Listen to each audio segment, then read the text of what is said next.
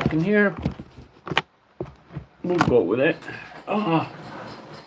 So, my name is Moshe, and it's hot here today. Surprisingly, it's about 8:22 or something. Let's see.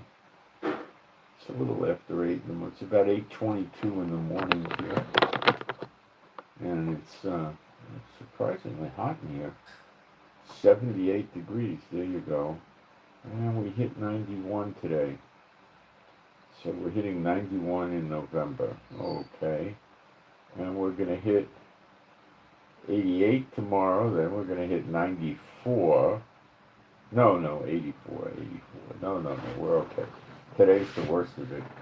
And next week we'll be in the 70s. And then actually at the end of next week in the high 60s.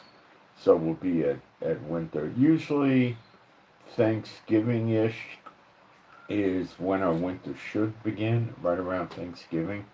But we have had unusual differences recently in recent years. Oh, this thing's slipping. Ah.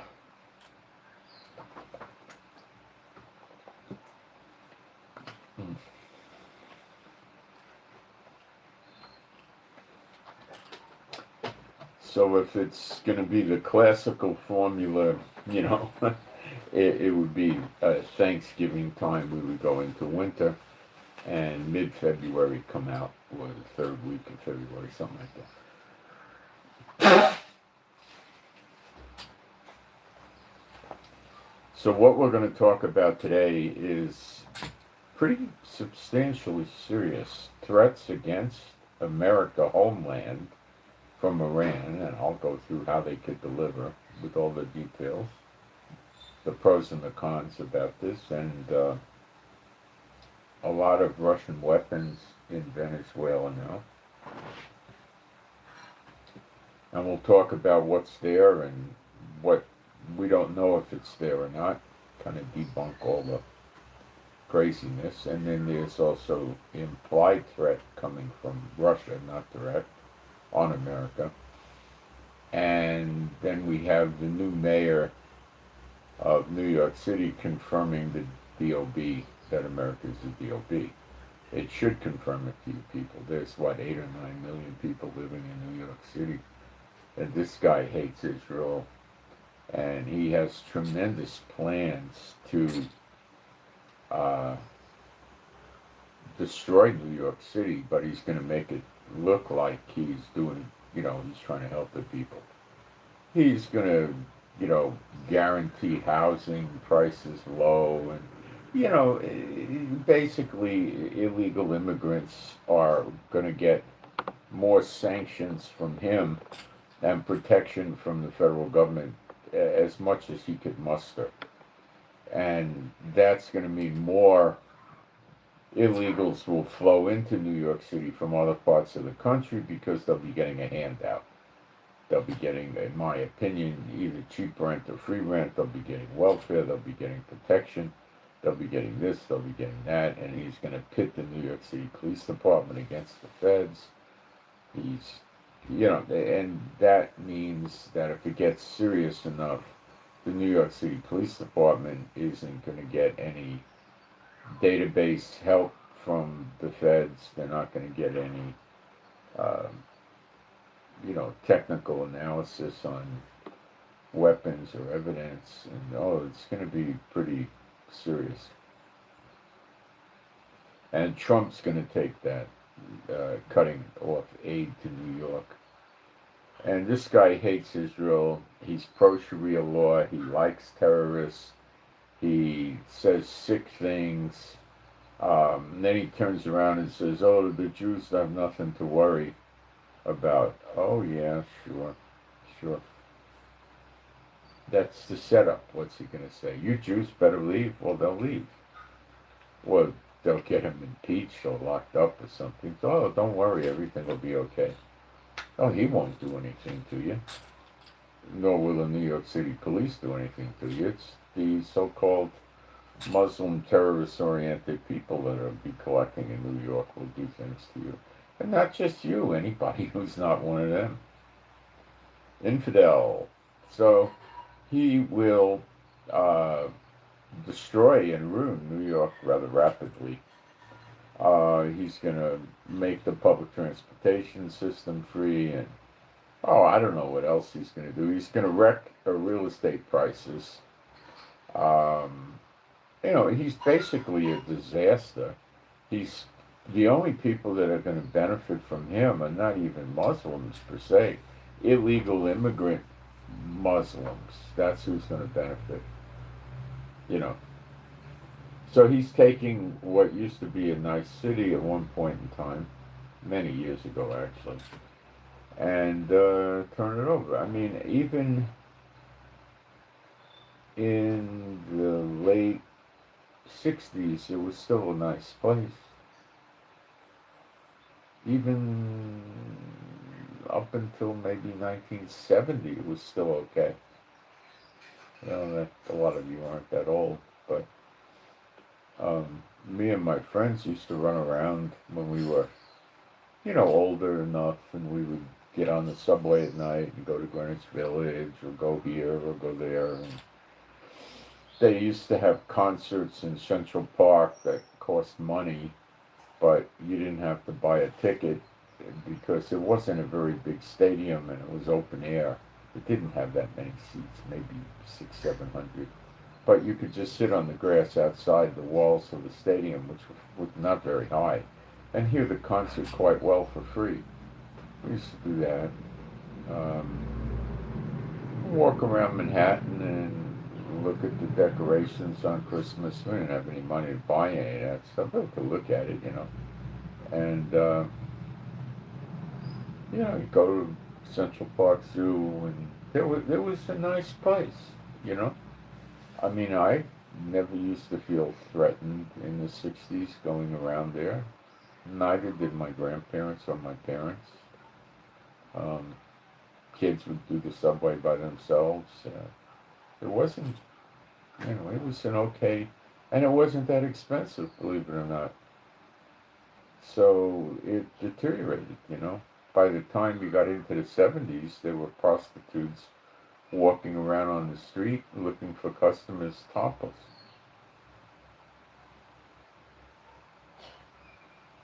So it got bad, you know. It got bad. The first thing they did was they ruined the police department by hiring all kinds of people they shouldn't have hired. That was step one in getting the place to go down. Yeah, it just started sinking. It wasn't very good place. They actually, believe it or not, with their 30-something thousand member police department, they actually do a very bad job back then of investigating crimes. They wouldn't, the chances of you getting caught if you did a crime and, let's say, 24 hours later, you weren't caught, or 48 hours, something like that, the chances of you getting caught were tiny. Unless you killed a cop or you killed a judge or some political figure or a celebrity. Even murderers, there was tremendous unsolved murders there. They don't go chasing after people if they know who did a murder and they got access to the person who they think did the murder. The detectives got not a whole lot else to do. They'll go start trying to interrogate the guy, which he's not going to interrogate. He's going to say lawyer, lawyer, lawyer. And the lawyer's going to sit there and say, you don't have to answer that, you don't have to answer that, you don't have to answer, and basically that's the end of that, And they'll have a file, and that's it. So the stupid ones that do emotionally charged, idiot, violent crimes, like they lose their temper in the street around all kinds of people witnessing and start shooting somebody. I knew a guy that when I was much younger, many years ago, and I haven't, like a half a century ago. Last time I saw this guy was about a half a century ago, and I read about it in the paper some years ago. He got jammed up on murder. Somebody was bothering his girlfriend or something like that, and there was a bunch of people in the street, and he took a gun out and killed the guy, in front of witnesses. See, this is the kind of person that gets caught. So then he runs away. Does he go out of the state? No, doesn't have the brains to do that. Goes to upstate. So what happens is the phone in his hotel room rings, or his motel, and the guy says, "My name is Detective blah blah blah, and we're outside." And then he says, all right, I'll come out. He didn't want to have a shootout, Now, if he would have went to another state, it probably wouldn't have happened, because then they would have had to get the other state, the police, to get involved, and then they would have wanted a file, and they would have wanted to get an opinion from the prosecuting attorney if they can push this, and then they might go and have two of the cops from New York come over there, and then they might go and surround the motel and do it. But by that time, he might have changed motels. He didn't change jurisdictions. The New York City police are not police officers in the state, just the city, but they're peace officers outside the city. So they have some authority, and they could easily go after you in the same state. Going after you in another state gets complicated, especially if they have to surround the motel and potentially have a shootout. I mean, if they try that without previously contacting the police in that state, my God, they'll be in a lot of trouble. So he went to jail, this guy, and I think he rolled over. He was working with organized crime people, and he was what they called a leg breaker, collection agent for loan sharks and stuff like that. The way loan sharks, are going to work is like, let's say, who's going to go to a loan shark? Crime organizations, okay? Let's say a guy runs an illegal bodega that doesn't have a license, and he opens after hours in New York, let's say, right, or anywhere. And people that want to stay up late at night when the regular bars close will go there. And, he's probably paying off the local cops or something.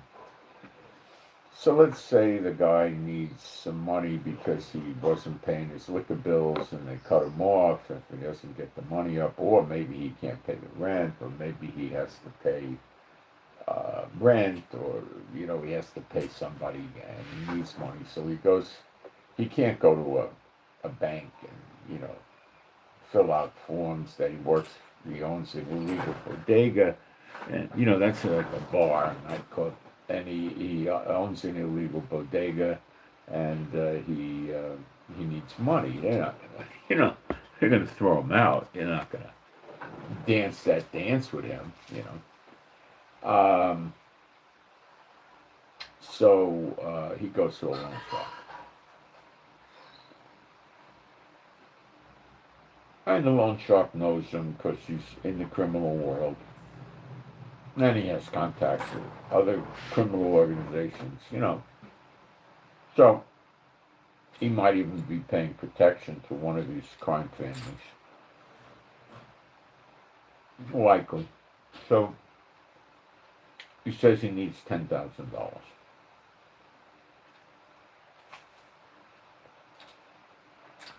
So they say, okay, here's your $10,000. They count it out. And they say you pay 3 points. He says, okay. How long do you need to repay it? And the guy will say, a month. They'll say as long as you need, right? 3 points. So that means the end of every week, or the beginning of the end of every week, he would pay, let me see, I think $300.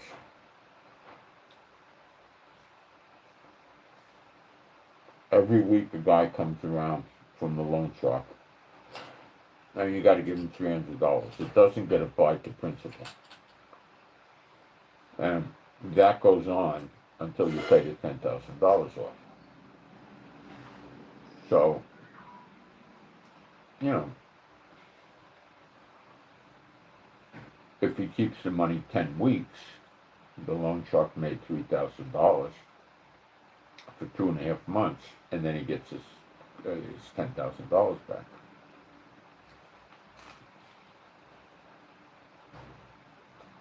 So a loan shark that has $500,000, $1 million out on the street, or $2 million or whatever, it's making a lot of money.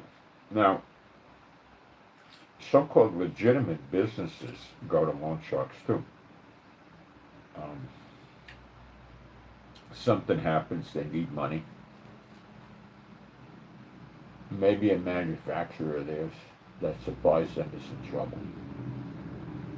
And he says, I'll sell you these 200 dresses that I normally, you would pay $250 for. I'll give you for $75. I'm in trouble. I need money fast. That's the manufacturer. So he runs to the loan shark that day, but he says, I need the money right away. And he runs to the loan shark. The loan shark gives him the money. He buys the dresses, and then he sells the dresses a week or two later. So he only pays the points for maybe 2 weeks, 3 weeks. It's a good deal for him. If he goes to a bank and messes around, it'll take 30 days. It's got to get approved, forms. Oh, you didn't give us this, go back and tell us this, and get this and that. And then it's got to go to loan approval and vote by a committee. It'll take a month. So legitimate businesses use them. If you don't pay it back, what would they do?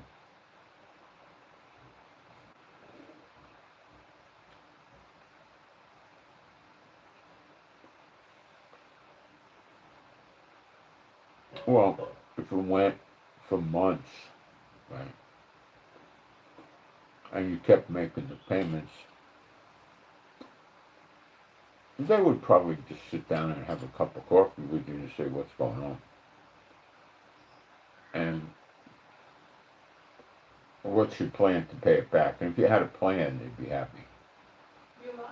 If you couldn't come up with a plan and you just were floundering around, they'd put a deadline on you, like a month or 2 months more. And that would be to encourage you to sell some assets or do something, borrow from another source. Because the loan shark's going to start smelling trouble.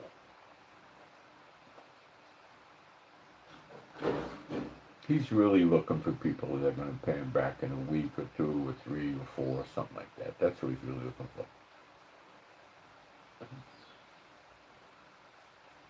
He's not looking, for stupid. He's not looking to loan money to somebody to go bet on a basketball game. He's not looking to give money to a gambler to go pay the bookmaker off, the one that he placed the bet with. No, they don't do that. The bookmaker makes the loan shark, and he loans him the money.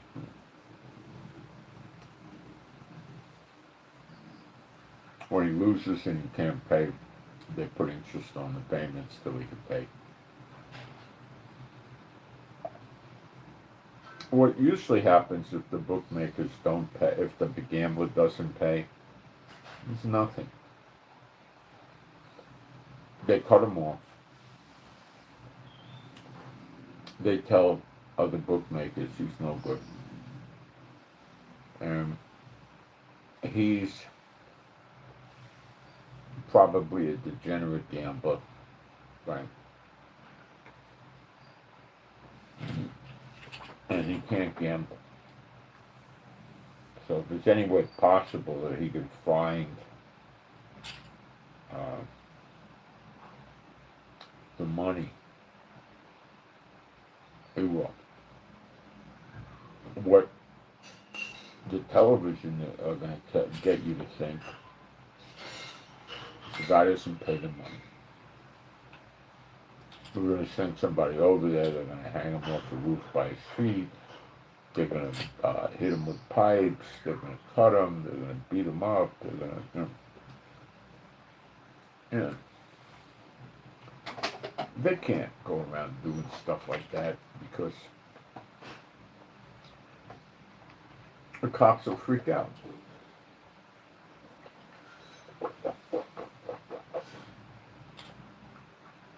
And what do they do if the guy decides to go to the cops after they break his ribs and his arm and his leg and his jaw? What do they do then?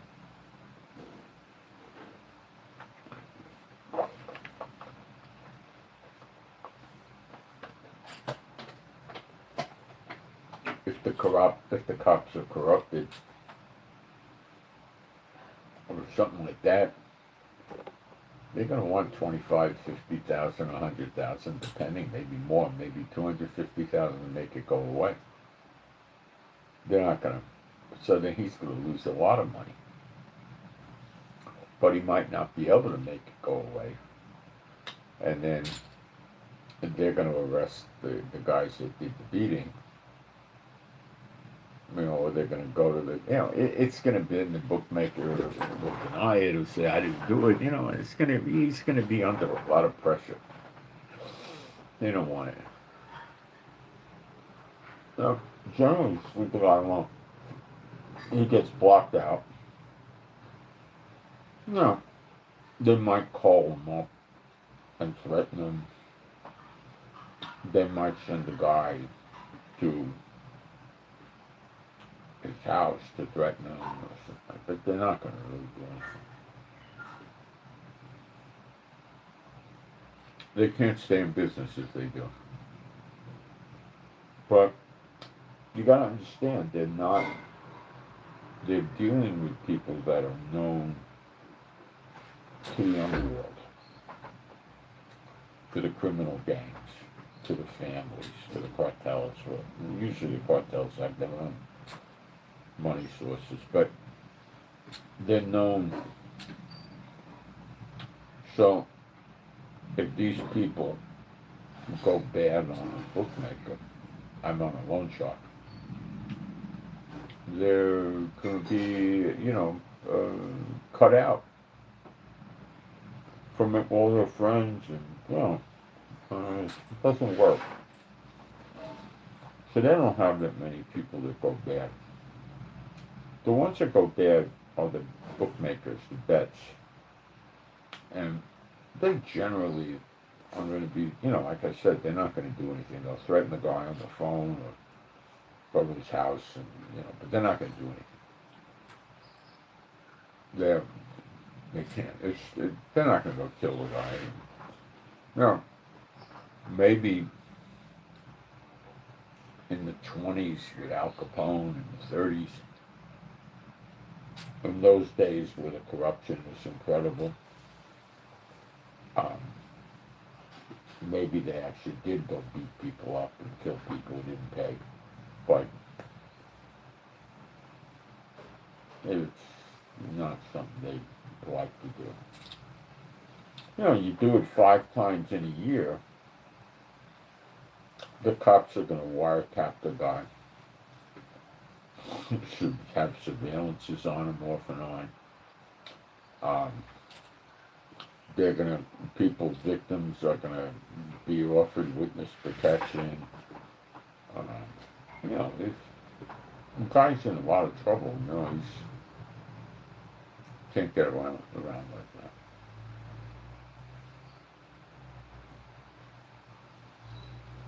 What they used to do is they'd go to the stores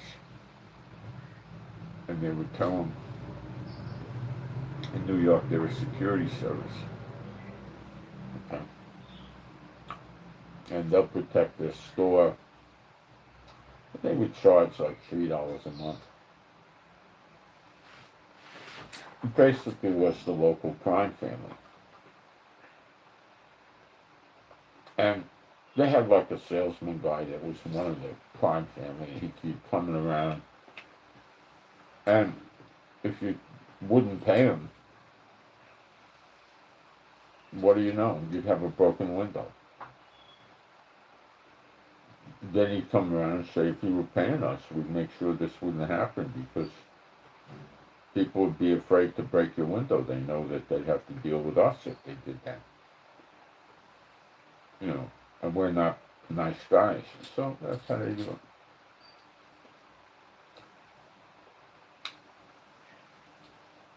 But this is, you know, we're talking maybe 1950s. So if you had, you know, 100 stores, 200 stores, paying $3 a month, it was a good racket for nothing, you know. And the gang was around the neighborhood, and they would know that if anybody was trying to make trouble and rob the stores, they'd get a hold of the guy and beat the daylights out of him. If anybody came around the neighborhood and was trying to steal a purse, break into a car, burgle a house, they'd beat the daylights out of them.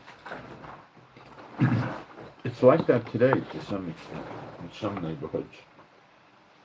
Alright, let's go into the live stream.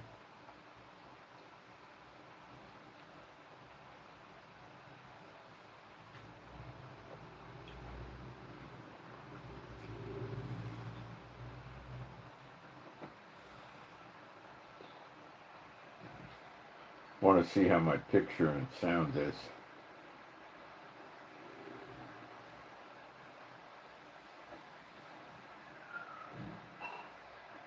Sounds good. Want to see how my picture and sound is. Yeah, New York City got ruined, and now it's really ruined.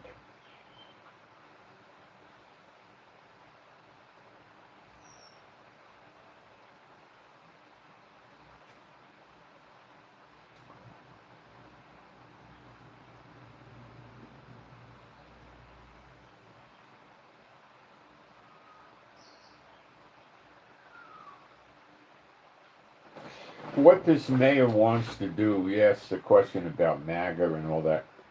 This new mayor of New York, who comes in sometime in January, takes office, wants to make the sanctuary city out of sanctuary cities, New York. Okay, he wants to make it the super sanctuary city.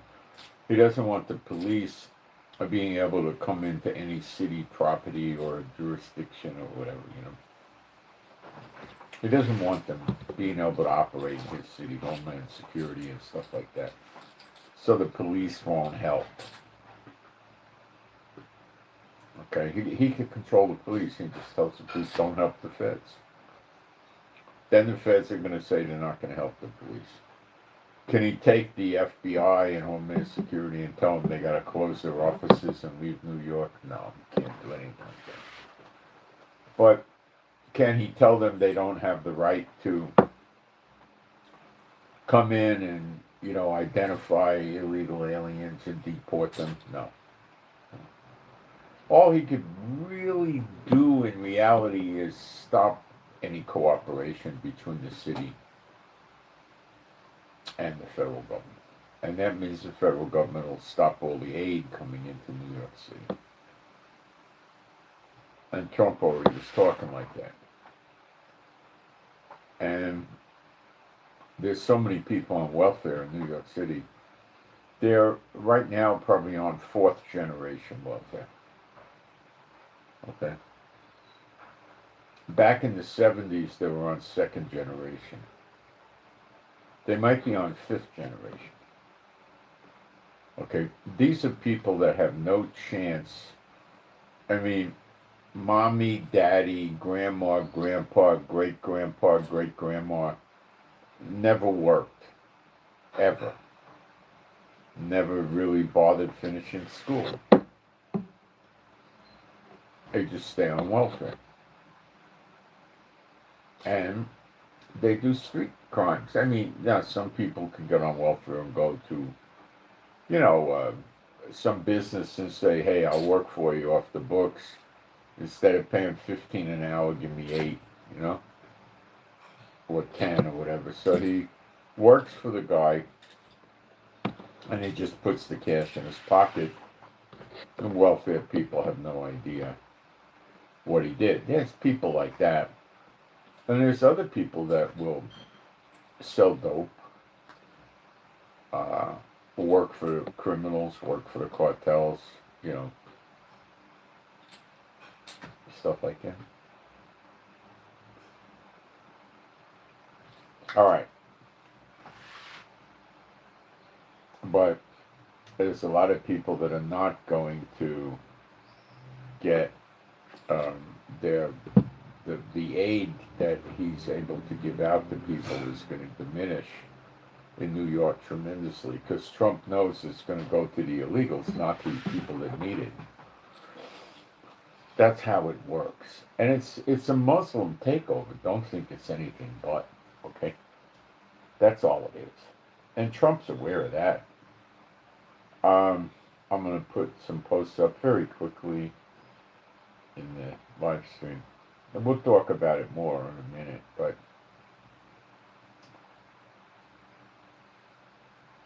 it's very dangerous what's going on in New York. He could influence what the kids are taught in school.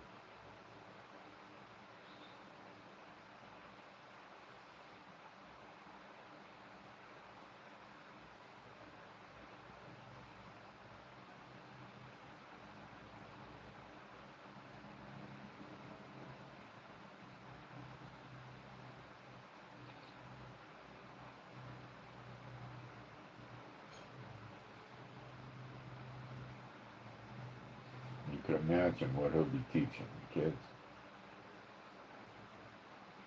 What they teach in Gaza. I'm going to put my email address up if anyone wants to send in prayer requests or toss requests or spiritual warfare requests, whatever.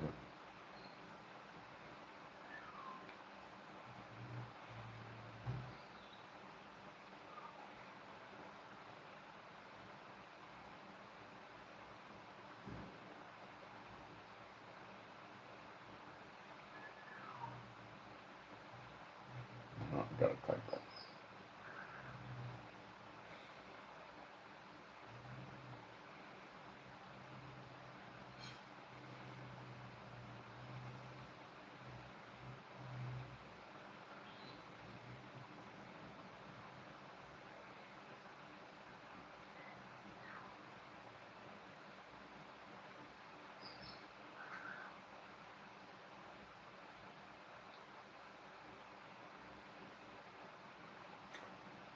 Okay.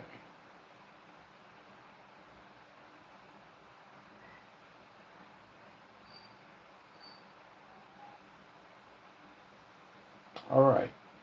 Being a Bible-believing site, we'll do some praise. There is no God like Jehovah. There is no God like Jehovah. There is no God like Jehovah. There is no God like Jehovah.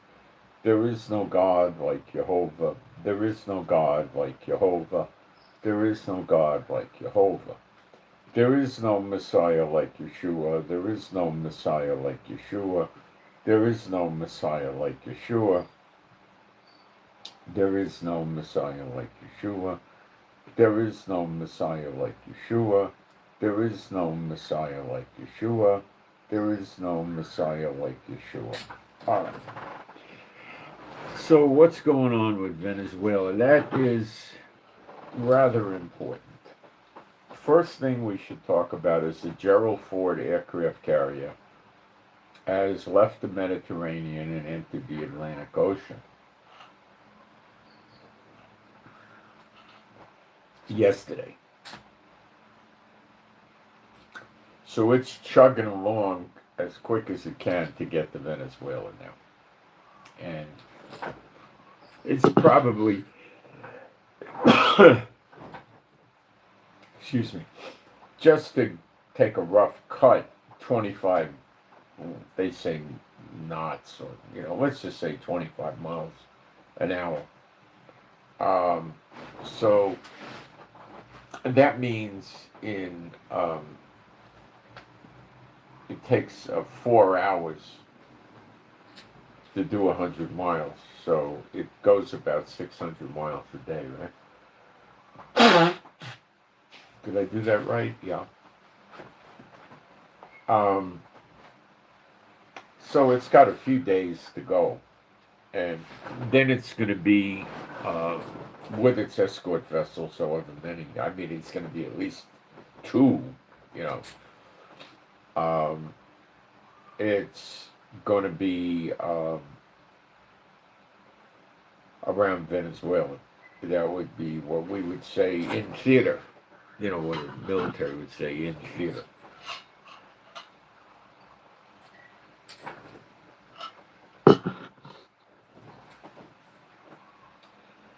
So Trump is more than likely not going to do anything serious in Venezuela until the Gerald Ford aircraft carrier group gets closer, quite a bit closer. Now, that doesn't mean that they wouldn't do some bombing runs now. They could. There's 20 warships there now, I believe, or something like that. It's huge, for Venezuela. Now, Venezuela has placed on their borders by the water Pantir and Bukov, I think it's called. There are 2 systems that Russia has for air defense. Are they very good? No. Are they just good? Borderline. Can they work against stealth jets? No. They won't know. They'll think the jet's here and it's 17 miles away or something. They can't do anything about that. No. The jet comes in low and close, they'll have a visual. They could train anti-aircraft guns on any stealth jet if they get a visual, But the chances of hitting it are pretty slim because it's not going to stick around. It would just be swooping down for some reason, and then it would get the heck out of there. It wouldn't be there very long. I don't think anything would come of it. So he's got F-35s, Trump does, in position. I know at least 10. And there's probably more. He doesn't need that many. What he's going to do initially is take out the radar and the ground-to-air defense systems that Venezuela has set up. That's step 1. And the way they do it first is they open a corridor to get in, and then they start expanding the corridor. So they might actually take 2 days or 3 days or maybe a day to knock out if they're using 15, 20 jets, they get it in 1 day, they knock out all the radar and the ground to air. And then in the case of Venezuela, they got to knock down the aircraft. He has leftover F-16s from the 1980s. We don't know how many of those are operational. America might know. I don't know. It's not public. People are thinking more on the lines of, 5 or 10 or 12 or something like that. Nothing big. And he got 20 4 Su-30s or 35 planes from Russia. They're not stealth planes. They're good planes, but they're not stealth. And it's thought that 21 of those are operational. So America has to be careful because he's fighting for his life. And he will tell his planes to go attack the American warships. And or any other assets of America that he can locate. You know, troops on the ground somewhere or whatever. American troops are in Trinidad, Tobago, which is like as little as 7 miles away, which is flight time for a jet is nothing. So, I mean, really nothing. So Trump might be waiting for the aircraft carrier because it'll have 80 or 90 planes on it, and many of those will be various types of fighter jets. So Trump could keep 8 or 10 jets in the air while the attacks are going on. So if Maduro tries to launch fighter jets, they'll take the fighter jets out quickly and easily. Probably try to get them on the runway. Maduro's best chance is to launch the fighter jets while he still has his air defenses operational. But you see, the more advanced air defenses that Russia has is the, they call it the 3 and the 4, I forget the name of those systems. And they're not that good on stealth jets either, they don't work. So, Russia doesn't have anything to give them, okay? That's going to work on a stealth jet. Now, we don't know if this is true or not. We don't have any idea. America might know. Russia said that we might give Venezuela Orishnikov medium-range missiles, which they've been using on Ukraine.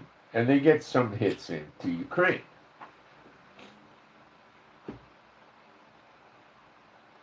Okay?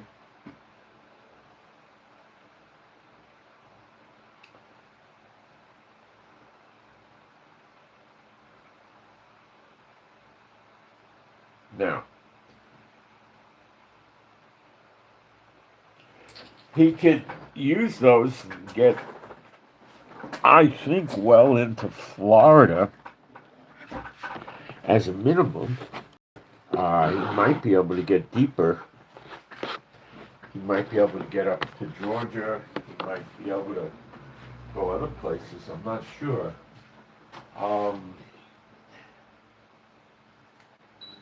But what we can look at is this. There's a big Air Force base. No. Wait, is it Air Force? I think it is.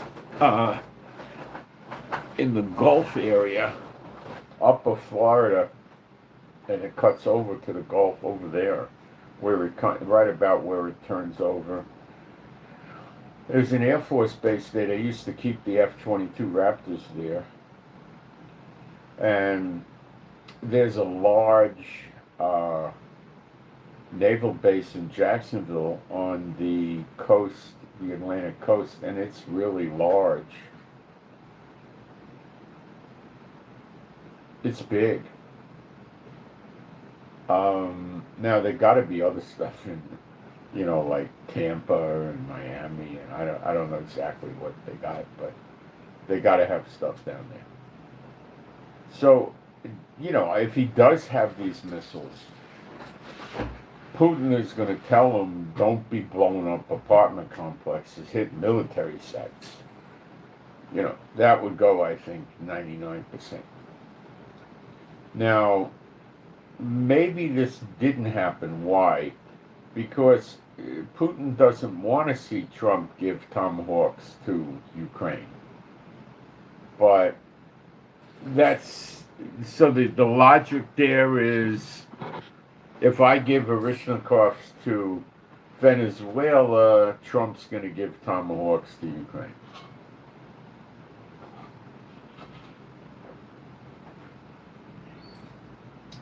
Which is a rather long-range missile, 12, 15, well, I think 15 or more 100 miles. So you get 15, 1,700 miles, something like that.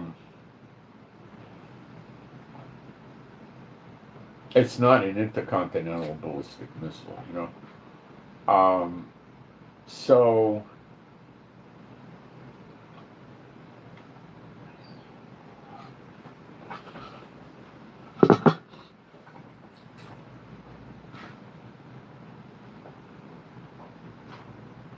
I'm thinking. So Putin might be afraid to give him that, and he might be saying it because he's telling Trump, if you give tomahawks to Ukraine, I'm giving Orishnikovs to Venezuela. Okay? Does that mean Putin did not give them to Venezuela yet? No, that's just a theory. He may have given them to him to show Trump what happens if he keeps picking on Russia via NATO and Ukraine. What do I mean by that? Well, Putin has always said, I'll arm the enemies of Israel and America, right? So he could start with Venezuela, then he could give some to Cuba, who doesn't like America, right? Then he can start giving them to who else? North Korea, Iran. Iran's got stuff like that already. They don't need it. And possibly other countries. He could decide he wants to help Sudan, or he wants to help Nigeria, or Colombia, or Bolivia, or I don't know. Okay? He could do all kinds of stuff. Let me check this. Somebody might be experiencing difficulty with the broadcast. I want to make sure. No. It's nothing like that.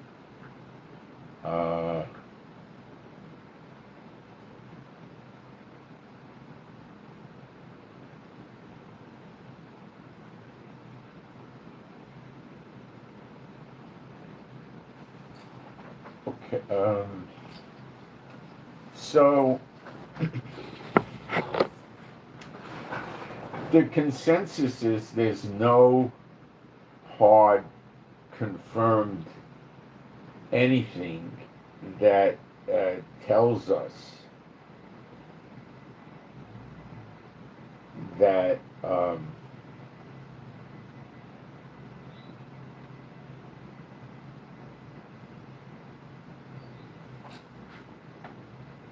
he has Orishnikovs. We don't know. Now, we know Wagner Group was there, but we don't know why. We don't know what we know they were there.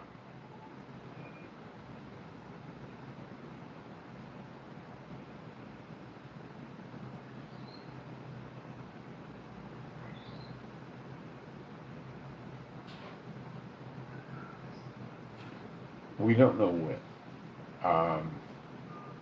What are they there for? I don't know. They could have been advisors. They could be there to help them fight. They could be there to help with the anti-missile systems. They could be there to help with aggressive missile systems. I don't know.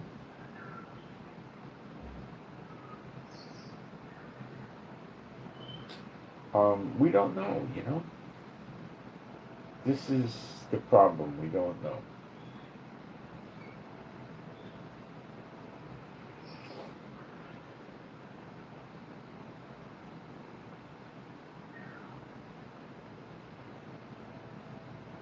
It's a dangerous game. So Trump is saying now he's reevaluating attacking, or how, who, what, where, when, how to attack Venezuela. Is Trump getting cold feet? I don't think so. No, I told you this yesterday. You got Colombia, you got Venezuela, You got Mexico. You've got a lot of people moving drugs into America, and they're taking large masses of amounts of money out of America, and they don't want that. A lot of it's going on digital currency. A lot of it's going in, container ships full of cash. So we don't know what Trump's up to, but I don't think he's going to let it go. He still intends to hit Mexico, the cartels in Mexico. Now, Iran threatened America, just came out with it, I believe, yesterday. I'll tell you what they did. I mean, why are they threatening America? Because Trump is so weak. He doesn't do anything. All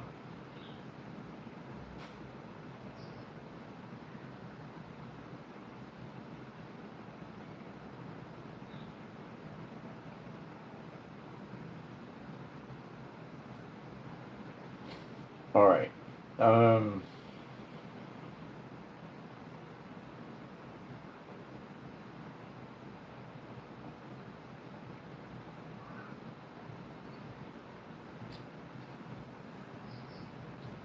Actually, it's the Oreshnik missile. It's not an Oreshnikov, it's a Oreshnik missile. And they're also worried about Venezuela getting Caliber cruise missiles.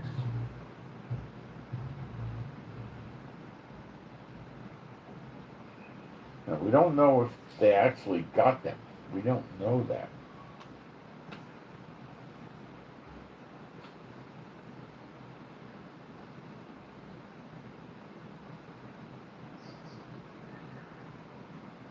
Now, Venezuela did seek help, military help, from Russia, China, and Iran. Now, all of them would have to be a little bit afraid, minimally, about giving them Oreshniks because they know there'd be a price to pay for that.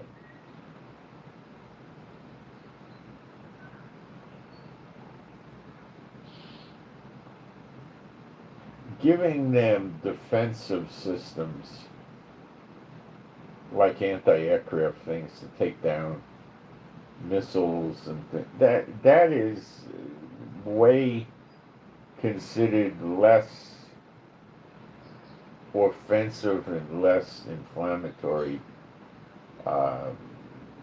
against Russia. So they probably let Russia get away with that, not get too into it with them.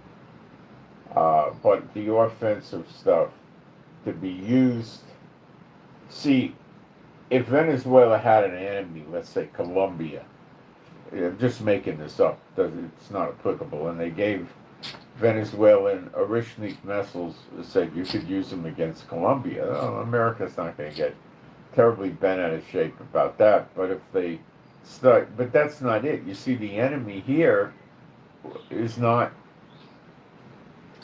Colombia, the enemy is America. So if they give the Oreshniks and they're using them against America. Hello? Hello? Yes. Okay, what company are you? Yeah, and when you get here, call me and I'll come out, okay? Thank you. Bye.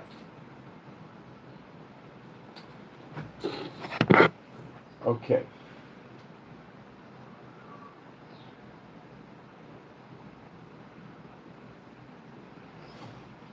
Now, let me tell you what Iran said. And you guys need to be worried. You're in end times. Things are progressing. Okay? Now you got to start, you don't want to take a mode, we've seen these threats of war so much in the last 3-4 years, it means nothing. No, it's not always going to be that way. It's going to be real one time, okay? I don't know if it's today or tomorrow, but it's going to happen, and you got to start paying attention. Iran, now if you're in the Lord, you're going to be fine, okay? All things work to good for those who love the Lord. So you don't have to worry. Okay. Iran threatens Washington. The Revolutionary Guards announced they're going to deploy, how do you pronounce this? Khorram Shakir intercontinental ballistic missile, maybe a Series 5. And that's, they're saying, now this is what Iran says. I'm going to tell you what Iran says, and I'm going to tell you Israel's experiences with Iranian missiles back in June with the 12-day war. And it's going to scare you, I tell you right now. They're saying it's a 12,000 kilometer range, which is about 7,000 miles, a little more.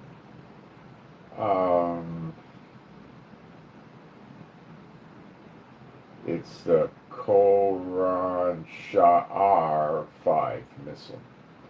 The payload is 2,000 kilograms, which is over 2 tons.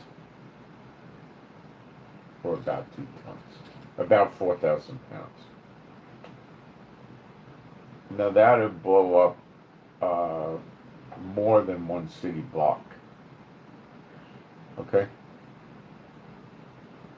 Probably blow up about 2 city blocks.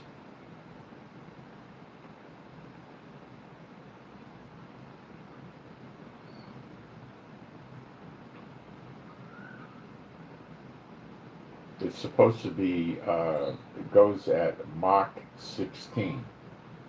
So it's a hypersonic missile.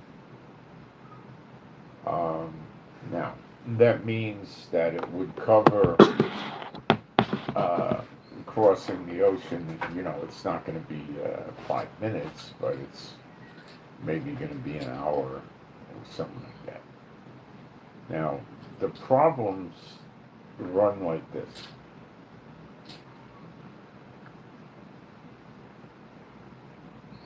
You don't have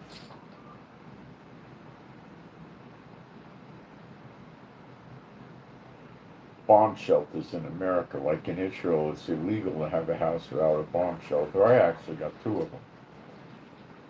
One's an old one and one's a more modern one. I don't go in them, but we got them. Now,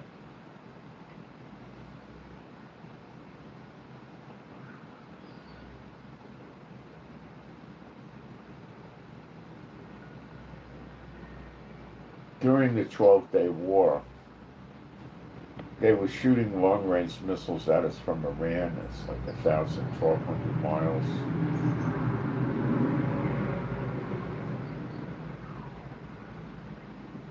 And 17% of the missiles got through.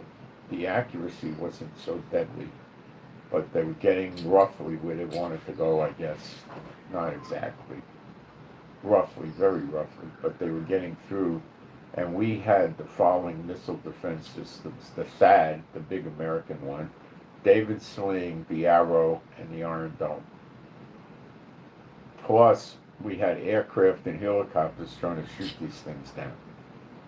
We had all these defenses, and 17% got through. Am I telling you we got better defenses than America? Yes.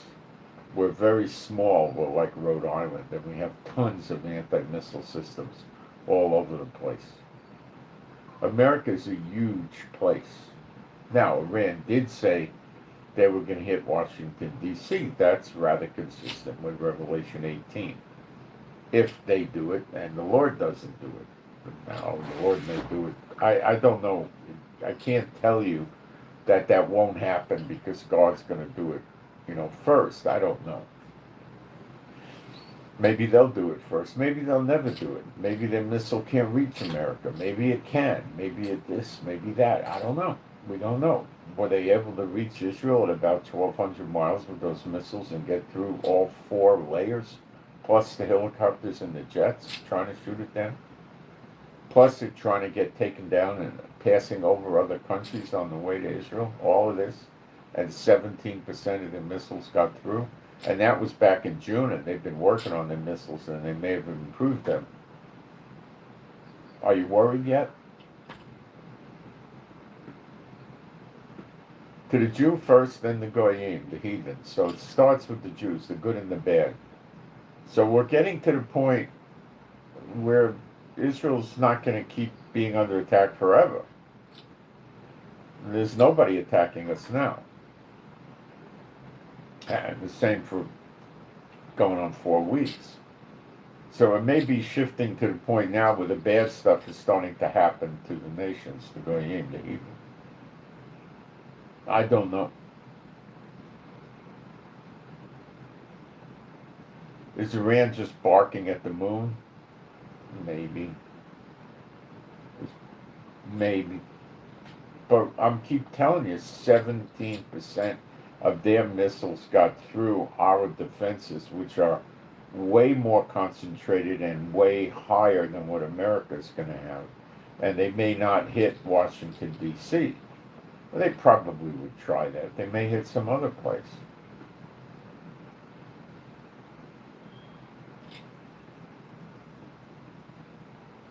What other place? I don't know. I don't know. Now, Iran has ships that can launch missiles. They make containers, 40-foot shipping containers, 26-footers, 20-footers.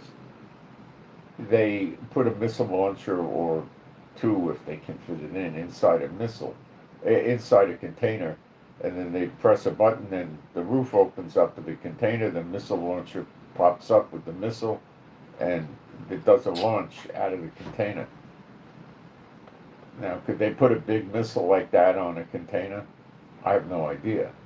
But I can tell you one thing. These containers are container ships, and they're disguised, and I would think it can get within several hundred miles of the United States without getting into a lot of scrutiny. If it's trying to get 50, 60 miles from the U.S., they're going to take, they're going to want to know what the heck's going on with the ship. But if they're, 400 miles away, they're not going to be too interested yet, and that keeps the missile well within range. Could these missiles get launched off such a boat? I don't know. I don't know. Can Iran guide missiles like 7,000 miles? I don't know. We haven't seen it. We have seen them hit Israel, but the missiles are going over land, so they could be using different types of guidance systems, optical, other things. I personally don't understand how you could use an optical guidance system over an ocean, because the ocean's constantly moving. It doesn't say the same. Water's going to look like water. I don't know how you're going to do that. You're going to have to use something else. So you probably would have to put ships out there to give it a signal, which they could do. It would be a great coup for the enemies of America to hit America with a missile.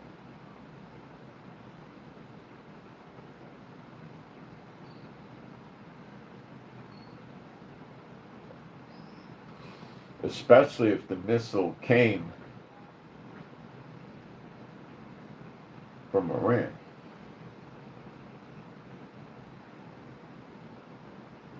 So you could take it lightly and you could take it not lightly. You could say, well, if they do hit us, we'll clobber them. I agree. If they do hit you, America will clobber them. And that fits prophecy.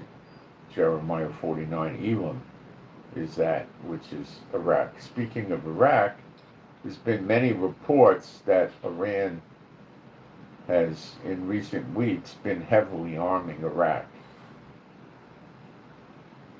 Getting ready for what? An attack on Israel? Maybe. What about an attack on the American bases in the area? Very, very likely. What about an attack on the oil-producing countries in the Middle East that are very friendly with America, attacking their refineries, their ports, their piers. What about that? Hello? Yes. Okay, I come.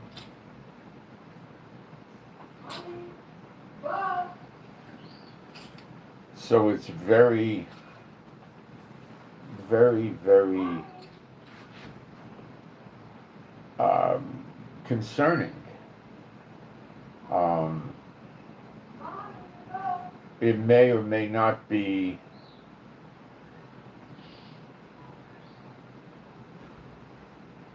real. I don't know. I'll be right back.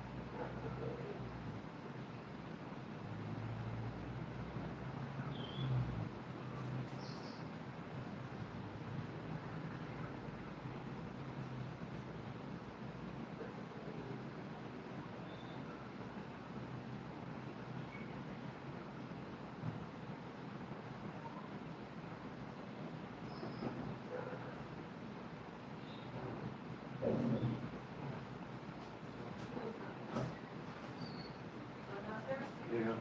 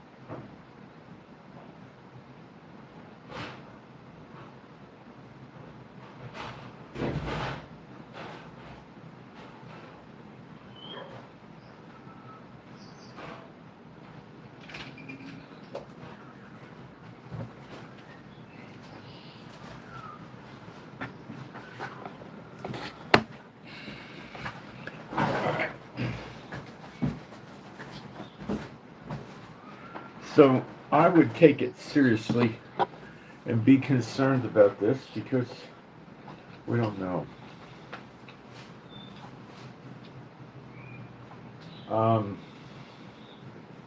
Sooner or later, something's going to happen. You know, if you talk to people that are older and been through wars, particularly around World War II, what they'll tell you is that when you go around threatening wars enough, eventually you're going to have a war. Okay? It's just the way it is. Now, talking about Iraq, I don't know how to tell you this because it's stranger than fiction. I'm just going to read it to you. 114 earthquakes have been recorded across Iraq since the beginning of November. Now, this was yesterday. So that was in 4 days, 114 earthquakes in Iraq. And we got a lot of intelligence reports that are open source that a large amount of weapons are being brought into Iraq courtesy of Iran.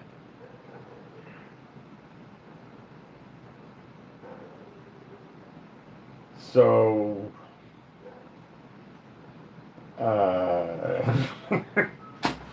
I don't know what else to tell you. I mean, you know, maybe God's mad at Iraq. I don't know what else to say.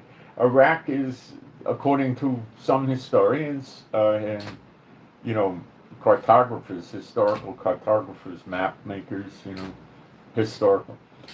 Elam in Jeremiah 49 that gets destroyed is going to be Iraq and Iran, and maybe a small piece of Syria. We don't have a country called Elam today. Okay? So, there you go. The magnitude of these earthquakes ran between a 1.0, which is probably aftershock of something, and a 4.6, which is not, you know, really that high. But listen, if they were going to have, you know, 114 6.5s, I mean, could you imagine Iraq would be a crater, you know? And probably the surrounding countries would be craters too. So, you know, but you know, I don't know what else I could tell you. I mean, we could believe in coincidence. I don't.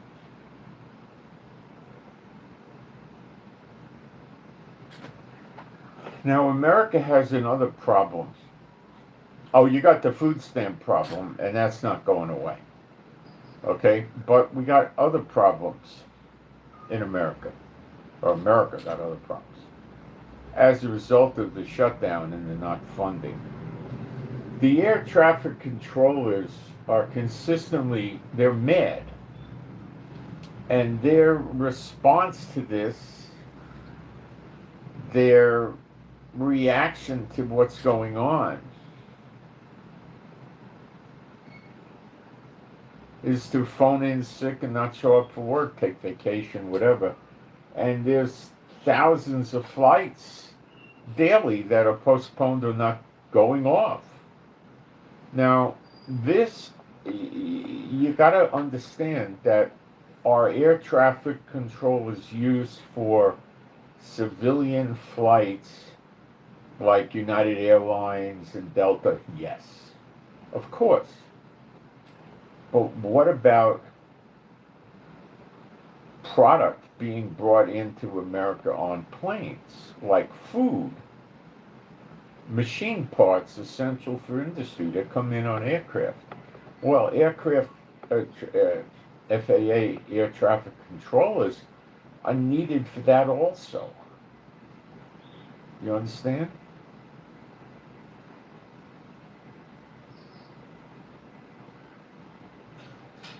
They have to guide and direct the planes, the cargo planes. So the cargo planes are not able. It's not just a question of taking off. you need these air traffic controllers to land the planes. Otherwise, you start having mid-air collisions.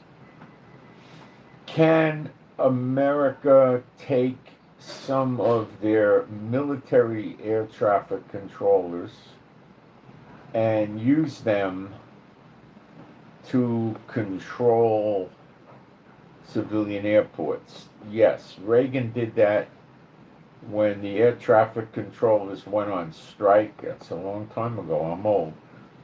He fired them. He didn't put up with them going on strike. He just terminated them. And then he replaced them initially using military air traffic controllers. Now, I myself don't think it's the same thing. I don't think there's enough military traffic in just about any base the military has to match the Atlanta airport, LA airport, San Francisco airport, New York airports, and so forth. I don't think so. I think if you're talking about Biloxi, Mississippi airport, yeah. But I don't believe the American airport, the American military bases, except for a few rare exceptions, have anywhere near the traffic that the big airports have. So I don't know if these guys are used to handling a load like that. I don't know. With Reagan, it worked out. So probably, if they could spare them, but I don't know. But you see, there's not only are you in trouble with the air traffic controllers, you know who else at the airport you're in trouble with? TSA. They're not getting paid either.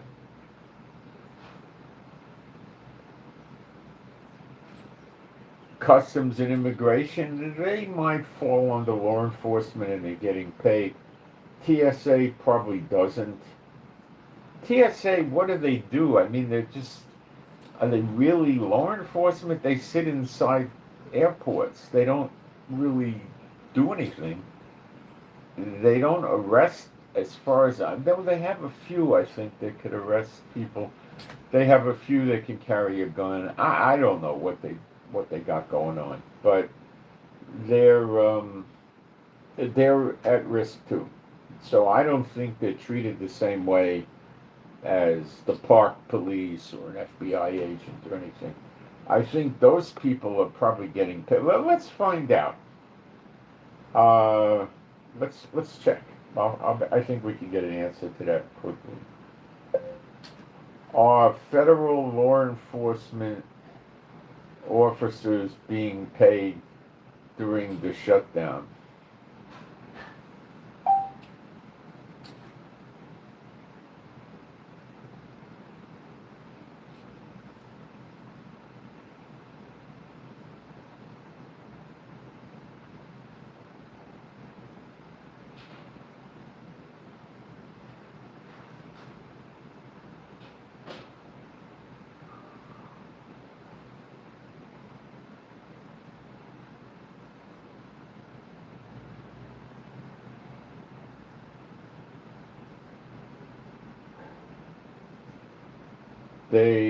Workers are guaranteed to be paid that by a law, it's called the Employee Fair Treatment Act of 2019.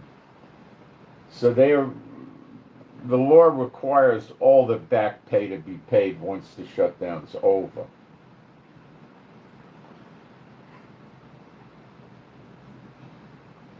They have what's called accepted employees.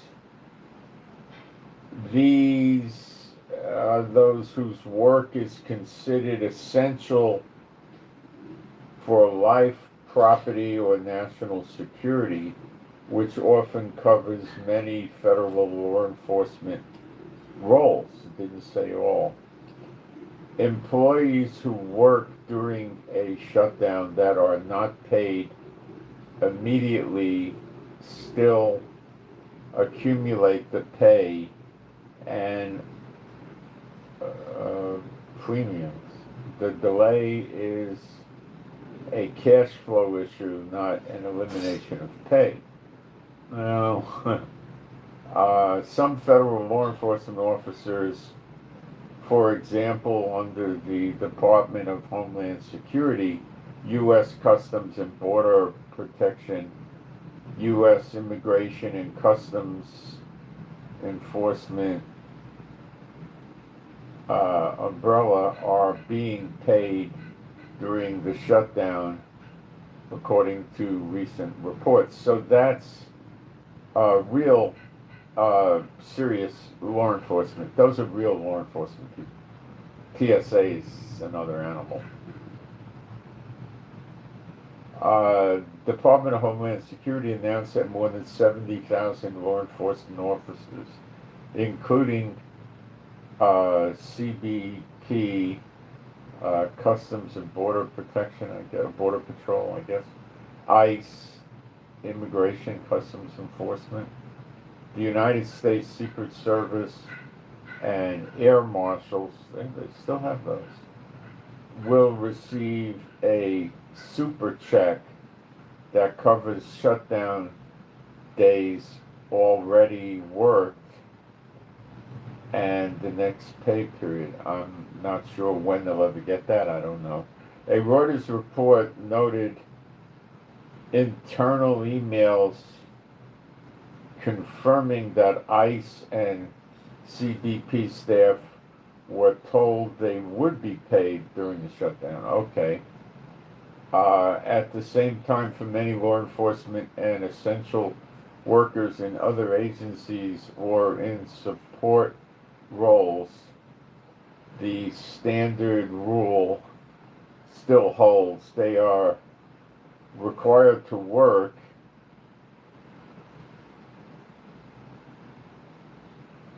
but may not receive their paycheck until other funding is restored.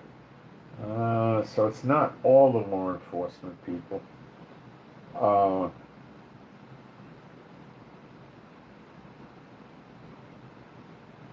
So it's just coming back and saying some federal law enforcement officers are getting paid, just some. But it's not universal. It depends on the agency, the role of the person, and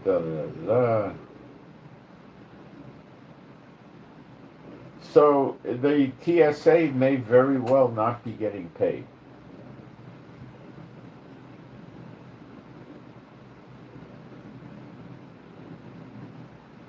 It's highly probable that's true. So if the TSA is not working, because they're all calling, well, you see, they can't just say, oh, we're not working, you're not paying us, go drop dead. The law requires them to go work, but they got sick days, right? They got vacation time. So they use that, okay? And they do it, they get organized, and they do it to put pressure on the airports, which puts pressure on the government, okay? And they hope to bring it to an end that way, okay? Now you got all different kinds of people. Some of them been working there for 17 years and they got enough money saved in the bank to live for 2 or 3 years. Other people have been working there for a year or two and they got enough money to live for 2 weeks. I don't know, it's going to vary, Some credit cards are maxed out. Some of them got credit cards they don't use, I don't know, So when a lot of TSA don't go to work, the checking of the passengers is going to slow down. Combine that with the air traffic controller shortage, so the planes have to be delayed. They can't push that much air traffic in and out. You understand? They can't move the air traffic in and out. as much as they should. So a lot of flights will be getting canceled. Does this hurt the economy? Well, let's talk about that. I don't know. Business travel, a lot of business travel could be done by Zoom or something similar, okay? Um, there are other kinds of business travel that really can't be, but, you know, can the businesses do without? Yeah, usually. Um, but you got to understand that the not being able to fly in parts for people making complicated products, their assembly lines are going to shut down. They're missing pieces. They can't complete product. Do you understand? That means layoff. Do you understand? That means empty shelves in the stores. It gets worse and worse, and a lot of produce is flown in. Now, on top of all that, you still have a lot of things are brought in by ship. Uh, Now, there are tricks to this. What are the tricks? Product could be flown into Canada and Mexico and then put on trucks and brought into the United States. Okay? I haven't heard them talk about that, but it might get to that. Because the Canadian air traffic controllers and the Mexican air traffic controllers are working. So they land around Tijuana, right? Or they land in Canada near the border with America. Got new bread, banana bread. Thank you. And then they make provisions with the federal government to bring the stuff in without delay and work with Canada and Mexico. This stuff can all be worked out. But Trump's got such horrible relationships with Canada, maybe not. And with Mexico, he's bombing the cartels, he's saying. He's going to start, they might not help. Do you see the problem? Okay, you should. Now, it's not Trump's problem. He didn't do this. I just want you to know that. I'm going to work on explaining that to you. Public health agencies, the FDA, National Institute of Health, and the Center for Disease Control, they may start getting rebellious. I don't know. National Parks and Tourism, you see what's called a park ranger when you go to like Yosemite or something. They wear a Smokey the Bear hat and it's a dark green uniform and they have a badge, a gold badge. They're not a law enforcement. They have no arrest power whatsoever.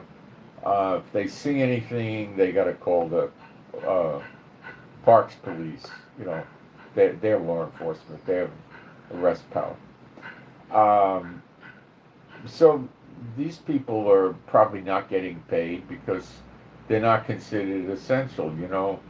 Smokey the Bear and Bambi the Deer are going to have to do without the police during the shutdown. So the parks may close, but America will survive that. Federal pay and benefit system, well, yeah. You see, all these people are supposed to keep working. But let's be real, there's a limit to that. Yeah, for a week or two, sure. If you think they're going to keep working for 7 or 8 weeks, I think you got something coming.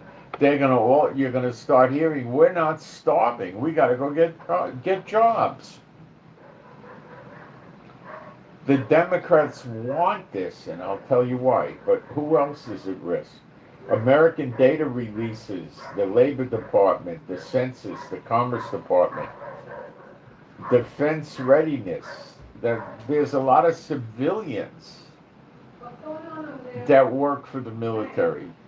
Tons of civilians that work for the military that are federal employees. They're not in the military. The military's getting paychecks, but they're not.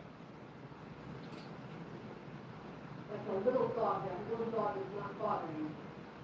Small business and housing programs, SBA, Small Business Authority, I guess, and HUD, Housing and Urban Development.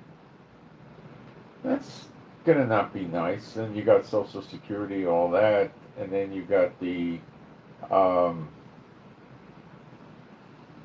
you got other kinds of, you got EPA, Environment Protection Authority, you got DOT, Department of Transportation, you got Energy, which used to be the nuclear energy thing. These agencies are at risk. Okay. Small business support programs. They're not getting funded, so these small businesses are going to run out of money. You know, they get a loan or a grant, and then they do certain things. They set certain things come up, and they fill some forms and write reports, and they go back to SBA, and they can get more money because it comes in phases. Things like this, they're not going to get funded, and they could kill these little guys, these businesses. It'll slow down them getting loans. In other words, they're not getting any loans now.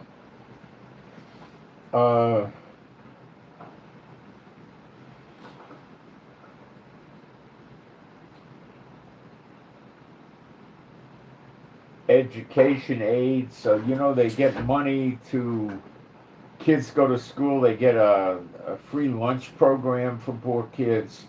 Poor kids go to school early in the morning and they get a free breakfast because mom and dad, the only thing mom and dad are going to be able to give them for breakfast is a can of beer and a few lines of Coke. So they go to school and they get, a lunch. It ain't much of a lunch, but it's nutritious enough. And then they eat their, that's the breakfast they get for free. Then they get a free lunch. And then what happens? Well, then they go to the after-school program for free, and then they get a snack there. So they'll get like juice or a milk and some cookies or something. Or maybe they don't bother and they just go home, and then mom and dad buy a bucket of chicken or get some, pizzas and, stuff like that.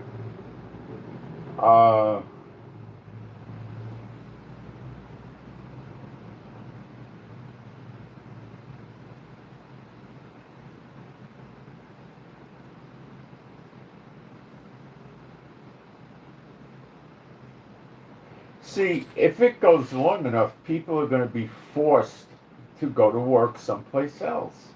You've got to get that down, okay?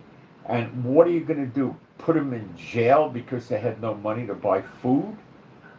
Or pay their rent? Or make their car payment? What do you do? Ford calls up and says, where's your car payment? Bring the car in, turn it in. Or we'll send a repossessor out there. And they can say, well, I work for the federal government and they're not paying me. Oh, we understand. Don't worry. You don't have to make the car payment. It may not work that way. It might, but it may not. The repossessing agency can say that's not my problem, and then what?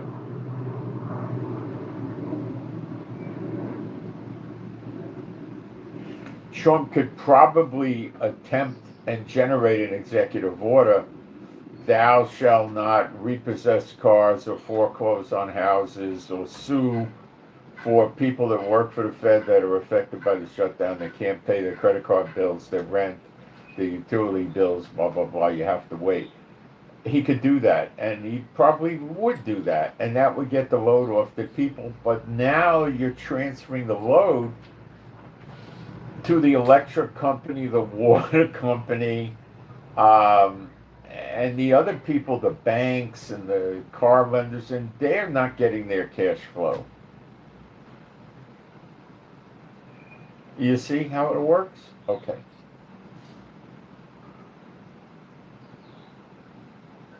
Contractors that work for the federal government, let's say they were renovating offices, just to keep it simple, right? Renovating offices. Well, every time they finished a certain phase of the construction, the federal guy would come out and inspect it, and then he'd make sure they got it checked, right? Well, there ain't no checks coming. So these companies can go a few weeks, maybe a week or two, or I don't know how long, maybe not at all, without making payroll and paying their vendors for raw materials. But, there's a point where someplace between a week and a month, these guys are going to have to stop doing the work. They're not going to fund the payroll for the workers, and they're not going to buy the raw materials. They're going to run out of money. They're not going to want to do it. Now, it might be a few that don't care. They're loaded with dough, and they'll do it, but a lot of them are going to stop. Okay?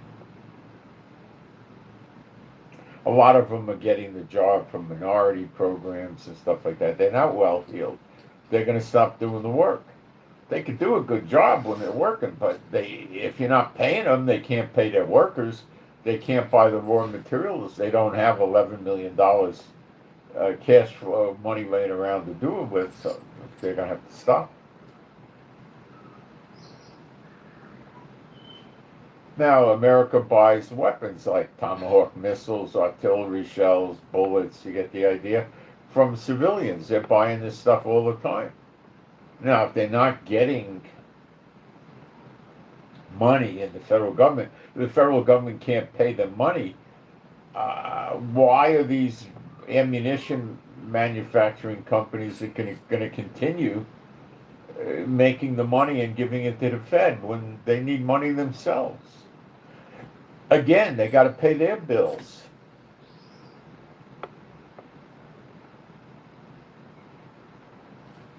Well, I'm going to wrap this up and tell you why the Democrats are doing this.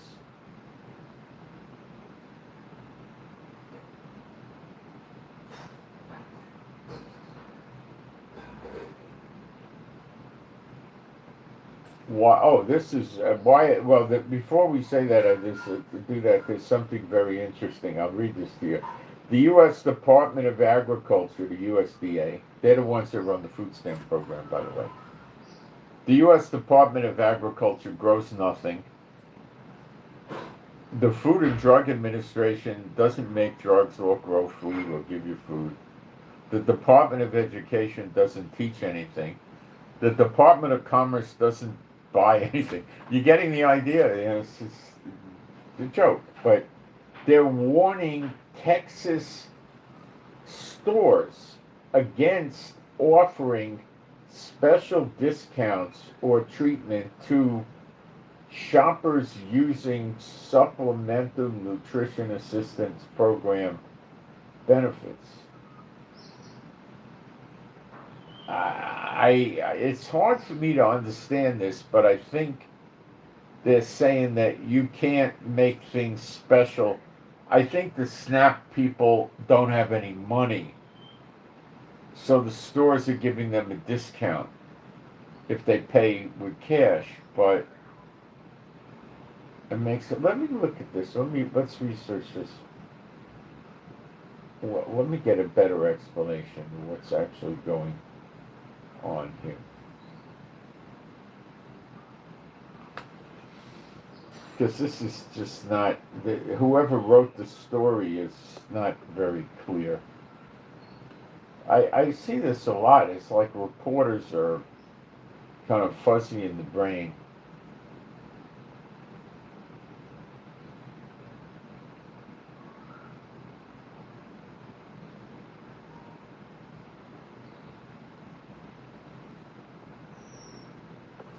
We'll get it real quick.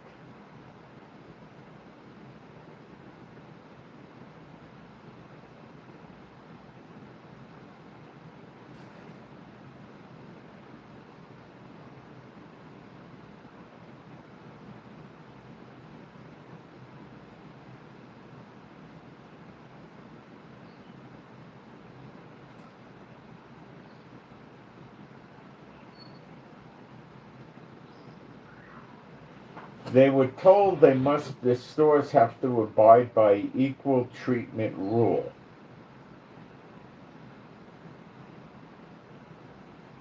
Eligible food items must be offered at the same prices and on the same terms that conditions to SNAP EBT customers and non-SNAP customers, offering discounts or services only to SNAP people. For example, a special sale or an extra bonus or discount coupon. Okay. What they're afraid of.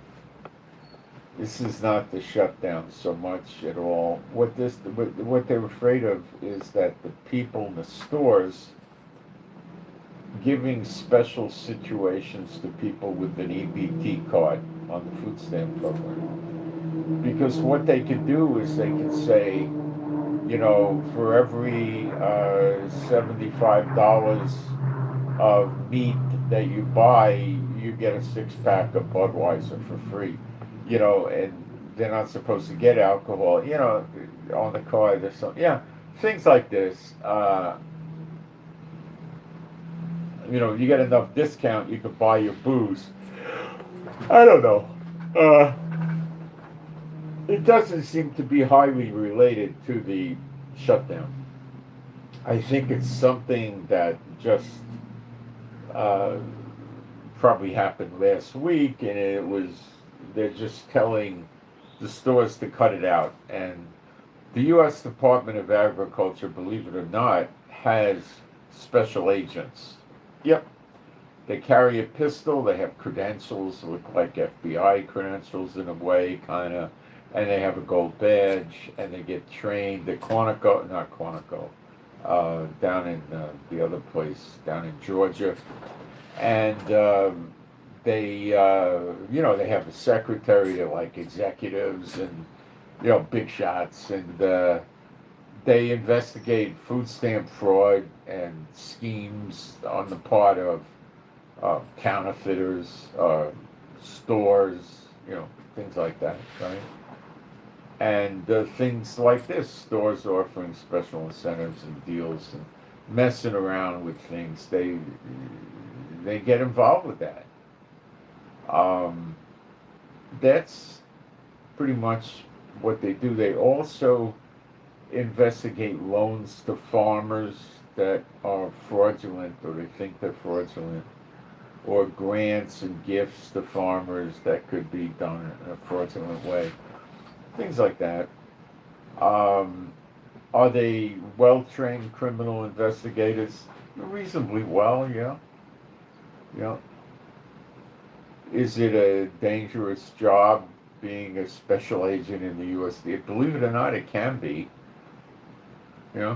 It could be. It's not as dangerous as DEA or Homeland Security or anything like that, but it can be dangerous,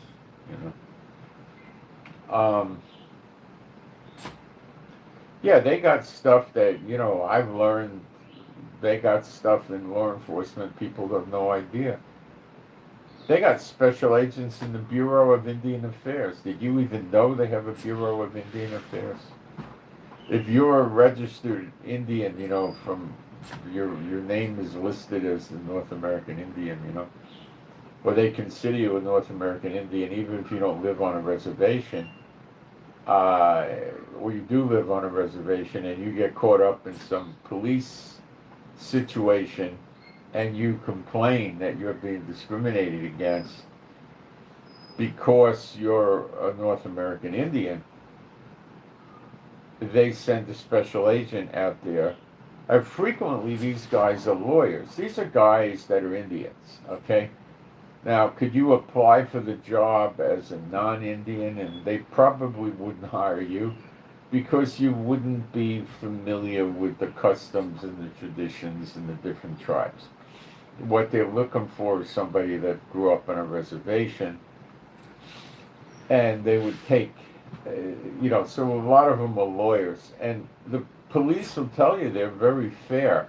They do come and investigate murders and rapes and other kind of serious felonies if the person complains that they've been, they're being prosecuted or, persecuted because of their being an Indian. They come out, they interview the cops, they look through the file, they look at the evidence, and they've even, in a really major case, like a death penalty or, 25 years to life in jail or something, they might actually attend the trial.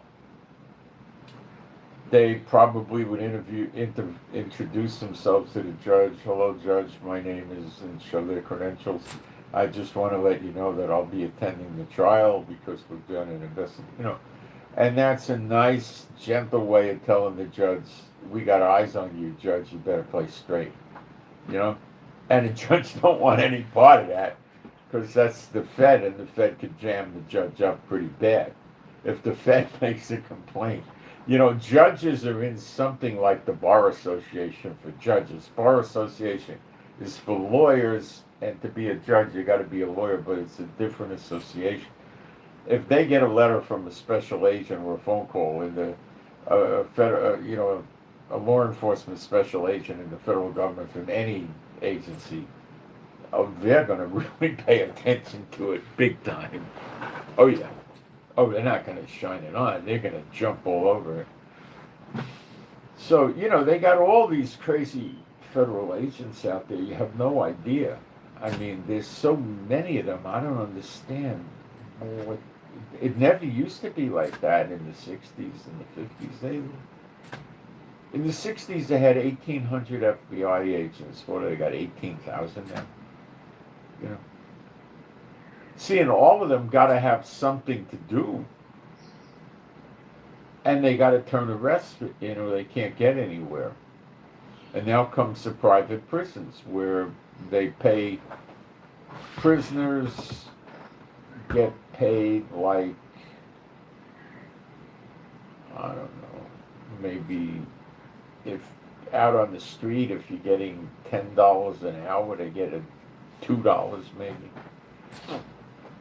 So the labor is really cheap, and the prisoners, I mean, they're not going to take them and, beat them if they don't work, but they're going to be really, really having a really lousy time in their prison compared to those that work.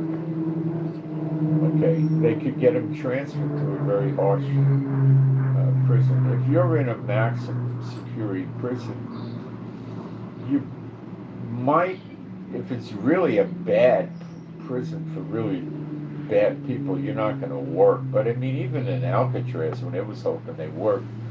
So you might be working, but I mean, they really encourage the people to work in these private jails. And they're usually in there on a light sentence. I don't think there's anything like a maximum security private prison. I could be wrong. Maybe there are in some states. I don't know. But they make money, and they make a lot of money. And the Bush family is heavily invested in one of these private prisons. And they have commissary now. Well, they always did, but they've really catered the commissary. They've really changed it. From what I used to work in law enforcement millions of years ago. They very briefly. I didn't spend much time in it. A couple of years, maybe, at different jobs or something. I don't remember exactly. Well, not a lot of time. I went back to school and got a master's in business. I saw that wasn't for me. It wasn't working out. The Lord didn't want me doing it because you're dealing with Satan bots. You're working for Satan bots always. I don't know how much time I had in it, but I had some time in it. I had different jobs. I couldn't find a good job. But, I wasn't doing too good with it. I even tried private security, and I tried working for a state agency, giving federal funds away. The Lord wasn't letting me get rooted in any of that. So I kept changing jobs. But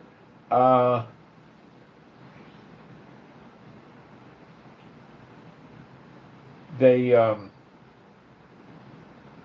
can get large amounts of commissary, okay? Which is what? Candy, chips, sucking candy, chewing candy, M&Ms, various things, right? at a crazy prices. They're going to pay 5 times what you pay in the store, or some crazy figure like that. Nuts. So they have an account where they have a commissary account. They could have hundreds of dollars on it, and they buy ramen noodles is a big thing, and a lot of them do.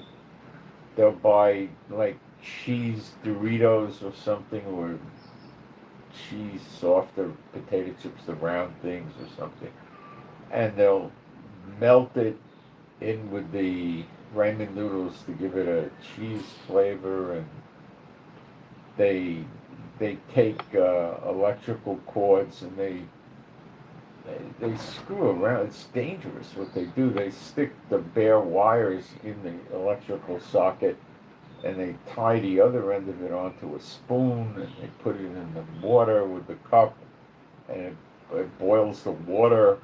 They're shorting the. If we caught them with this stuff, we took it away. I mean, it's contraband. And they would boil water with it and make their dishes, and they could buy a watch in the commissary, like a Casio, like a $10 watch, and they'll pay $50 for it. You can't have a real jewelry watch. I mean, you're not going to see anybody walking around with gold rings or diamond rings or real wristwatches like a Rolex or an Omega. None of that. Because what would happen is one of the big gang guys would be wearing 20 rings, and they'd have 6 watches on each hand. You can't have that.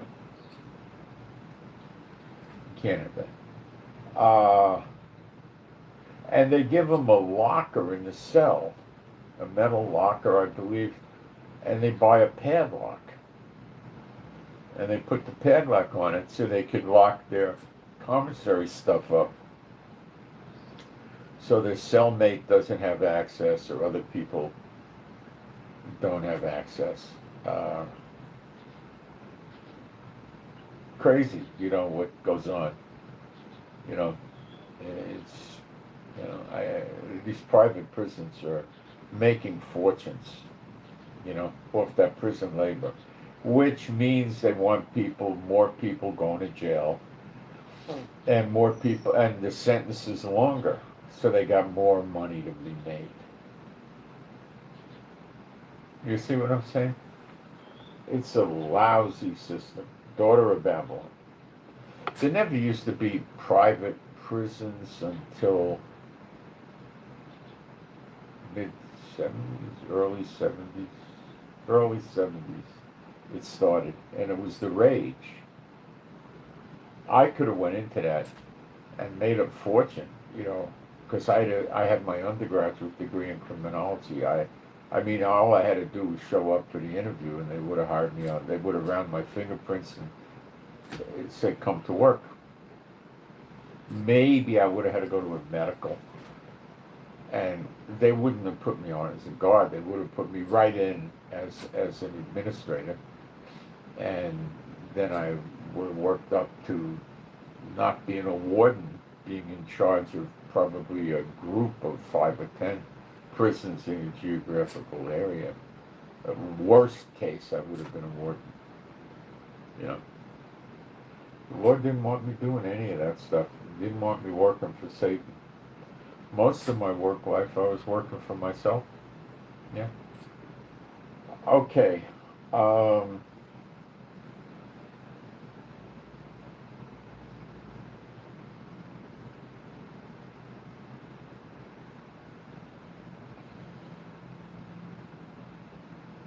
So what's going on? The Democrats are trying to get rid of Trump. He's really rocking the boat.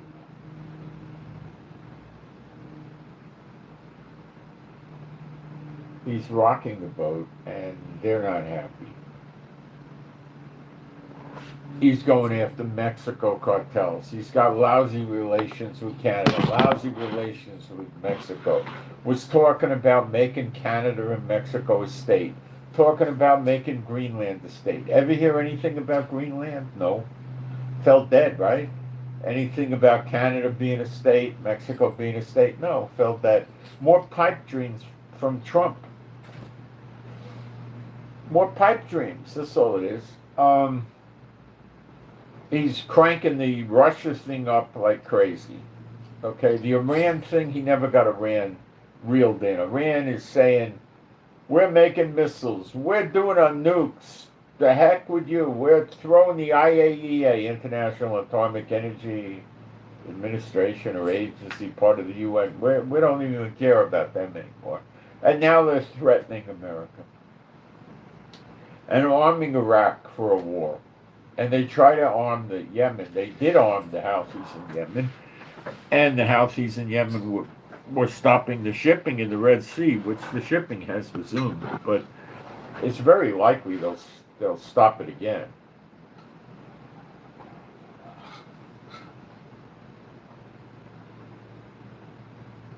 Gaza's a disaster.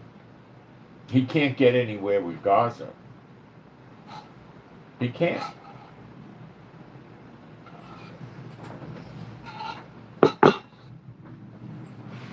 He submitted some cockamamie plan to the UN Security Council where for something like 2 years America plus Israel plus other countries are going to be in charge of the security of Gaza. But, you know, what security of Gaza? You've got to disarm Hamas. He's afraid to do it. He tries to bring other countries in to do it, and they all denied. He spoke to Singapore. I don't hear anything about Singapore saying, yeah, we'll do it. I'm sure if Singapore said yes, it would have been, Trump would be saying, well, we got Singapore, we're going to get 3 more. Nobody's going. Nobody wants to go in there because they're armed. They're going to have gunfights. They're going to get bad blood in their own countries because they're killing Muslims for the Zionists. They're not doing it. And why would he submit it to the UN? Don't you think it's rather obvious that China and Russia, which have permanent seats in the UN, are going to veto it? If they don't, what they're going to tell Trump is, we want to be in control of this too, or we'll veto it, and that's when it dies. So I'm not putting a lot of attention in this because I don't think it has a chance. I don't think this thing could take, I don't know why Trump did it unless he's just trying anything. He doesn't know what to do, so he said, well, let's try. Maybe I can make a deal with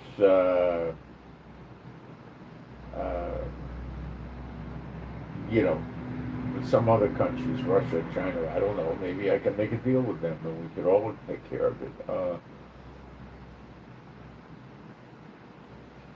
Meanwhile, the people, the civilians in Gaza don't have any, they don't have any real homes to live in. They're in tent cities. And so what happens? Well, what happens is Netanyahu happens and he drags the war on. And Netanyahu is now avidly working on cranking up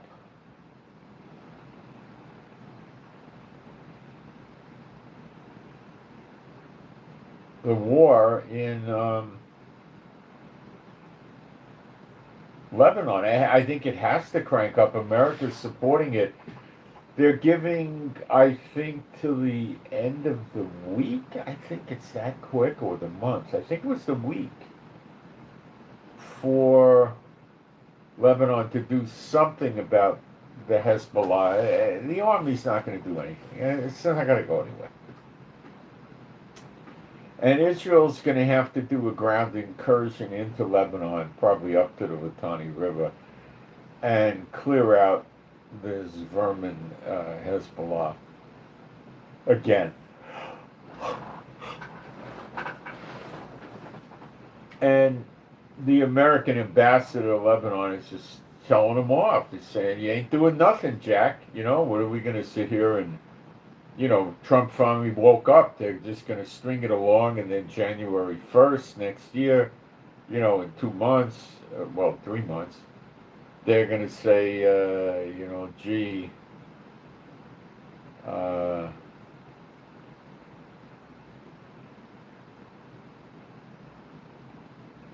we didn't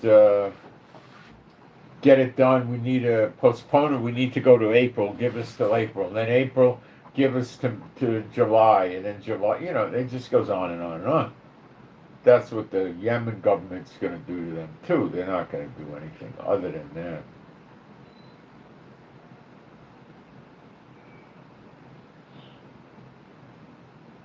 That's it.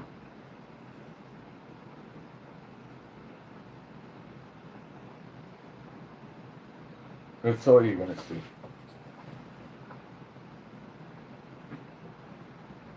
So we're going to have to go in. And that keeps Netanyahu out of jail. And I don't know what Trump's going to say. I think with Hezbollah, it's always been come see, come saw. He didn't, you know, whatever happens, happens. He doesn't really care.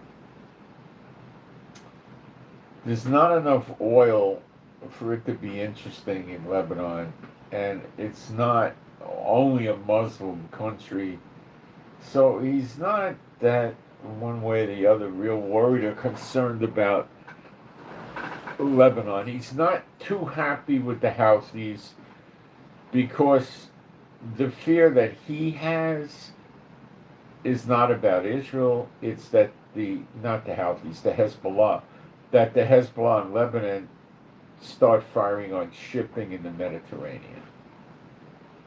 They could reach out 100, maybe 200 miles with drones, drone boats, anti-ship missiles, all different things, and interfere with shipping in a big way.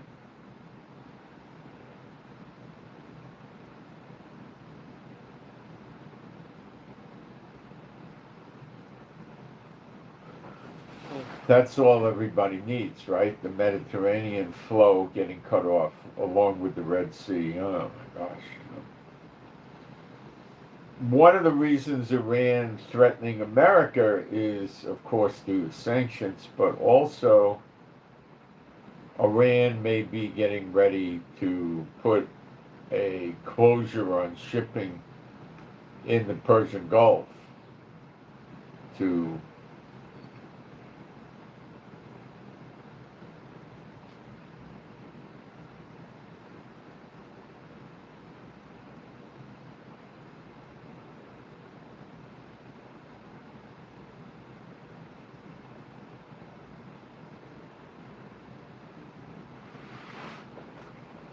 So if Iran closes the Persian Gulf to break the economies of the world with oil prices, they might want to keep America afraid to do anything about it with these long-range missiles.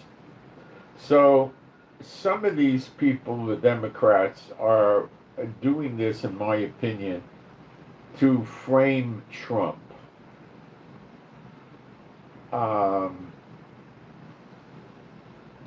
And the framing of Trump would be to cause to an impeachment on Trump for all these bad things happening to America. Now, you know that Trump didn't do these things. They did it. But they're going to fool the public because the public is stupid. And they're going to fool them. The Red Sea Yemen Houthis, the Houthis declared a general mobilization amid fears of an Israeli strike. Well, we threatened them the other day. Navies are still highlighting recent Houthi attacks, even as some shipping slowly returns. The this theater there of Yemen could flare, and the Red Sea could flare up at any time. Now, why are the Houthis mobilizing? I don't know. I don't know. And what does mobilizing mean? And I don't know. They're not attacking shipping right now. Israeli security forces are conducting emergency drills in communities along the northern border with Lebanon in preparation for a possible Hezbollah cross-border attack. Now, Hezbollah has been threatening us for quite a while of doing an October 7th type attack, but in the north of Israel. I'll explain. They say they would come in on the paramotors. The paramotor is this thing, it's like a parachute, and you wear a backpack thing, and it has a big fan, and it blows air and moves you around. So you stay up in the air with the parachute, and this thing moves you around. And if the motor fails, the idea is you ride the parachute down. All right.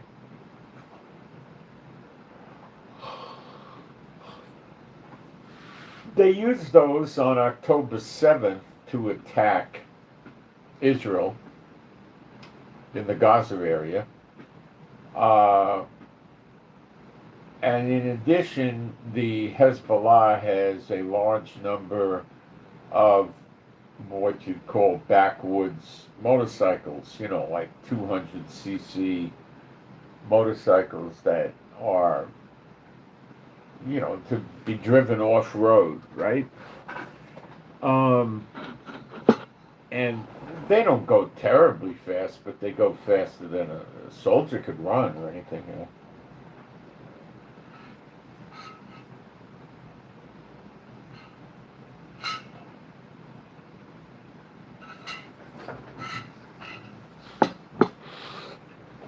So the idea would be to swarm lots of these things. Lots of paragliders come over at night, and they've even muffled these motorcycles down to a good extent. And they ride in with the motorcycles, and they come with weapons. And of course, the curse of Israel, Netanyahu, sees to it that many Israelis are not able to have weapons. How the Israeli public puts up with this, I don't understand. I don't understand. Anything resembling a real leader of Israel would give Israelis for free all the surplus rifles that we have in our armory going back decades. Okay, and have everybody go home with a rifle in their house and maybe even just 200 rounds of ammo. That's okay, or even 100 rounds. 200 sounds a lot better. Maybe take a one-day course, because if they try to come in, they're just going to get riddled with bullets. You see, this stops the threat of an invasion. But he's so scared that people are going to realize the people don't even know 10% of the bad stuff he's done, in my opinion. If it comes out, he's afraid they're going to go after him and want to throw him in jail. So he doesn't want the people armed, so he could use the military and the police against the people in the name of civil obedience to not do anything to him. You understand? That's why he's fighting the gun control. But doing it in these days and these times with what's going on should be a crime against the government of Israel. To have gun control, none of our neighbors have gun control like this, none of them. They all get guns. There should be a criminal charge against this government for doing that to the people. October 7th massacre at the pop festival may have happened anyway, but not the houses and the kibbutzes getting overrun. They just would have been in the houses with their rifles. The guys would come in, they would just be shooting them. The guys would go away. They wouldn't try to take the houses over, they'd leave. And then the people could have mobilized and pushed them back easier. But, you know, you got a corrupt government who's scared. And he won't let the people have guns. They have guns, but not that many. He's a very, very, very evil person. And he walks around like a big shot, you know, hey, I have gun control on the Israelis and they get killed and they're too dumb to know what I'm doing to them. You know, that's my opinion. And, you know, he's a curse. He's a curse. So the Attorney General and the Supreme Court are going after him, and now he's going back after them again for the third time, trying to get rid of them and strip their power. He doesn't know what to do. Trump's telling him end the wars, and he's saying to them, well, if I end the wars, they're going to push my criminal case and I'll go to jail. So then Trump said, oh, Herzog, the president, should pardon you. Well, Herzog said nothing about that. He's not going to do it.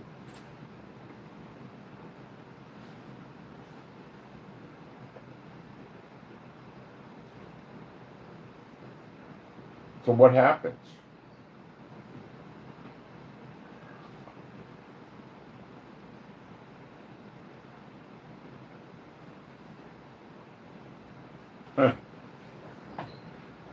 What happens? This is bad stuff happens. This is what happens.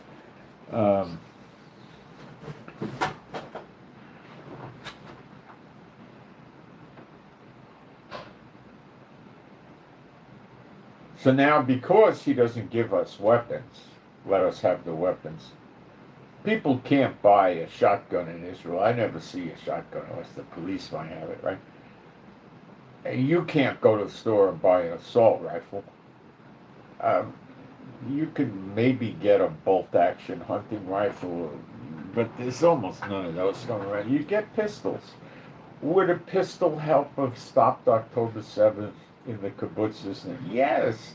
They just sit there and fire the pistol at them when they come to the houses, and they'd have to run away. There's no cover outside the houses to speak of, you know. That's all they had to do.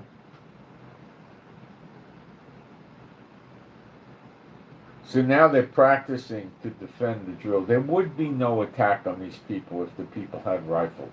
They have rifles. Their civilians have rifles in Gaza, in Lebanon, in Jordan, in Syria, in Iraq. In all these countries, they have rifles. And they have military assault weapons. It's not ours. They don't bother with pistols generally. They just swing the AK-47 over the shoulder. Listen, the AK-47 is a good gun if you get the one made in the right country in the right factory. It's a good gun. It's a good gun. You can defend yourself quite well with it. It's good for 200 meters. That's pretty far. You don't need more than that. All you need is maybe 60 or 100 meters, and you're good.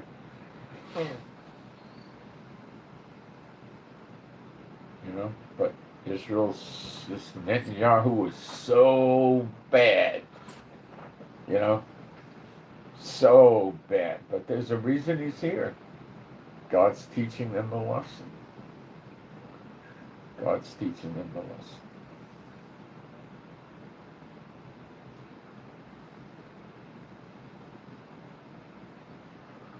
So that's a problem, you know, that's a problem. Netanyahu will keep us at war if God lets it goes on for 5 years or 10 years to keep his criminal cases out of coming to fruition until he strips the courts and the Attorney General their power, or he dies of old age.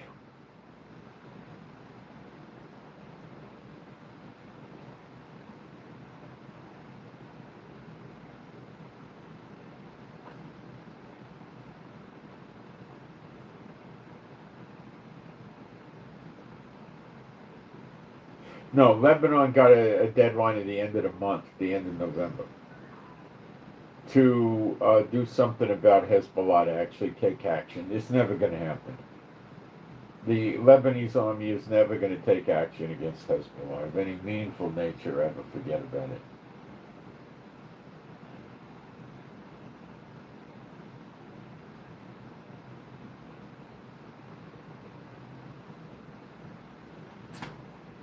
In Sudan, they're going around. Okay, I'm going to tell you what's going on in Sudan. Jihad extremists, Muslims, jihad extremists, are reportedly burning Christians in mass pits filled with gasoline and tires.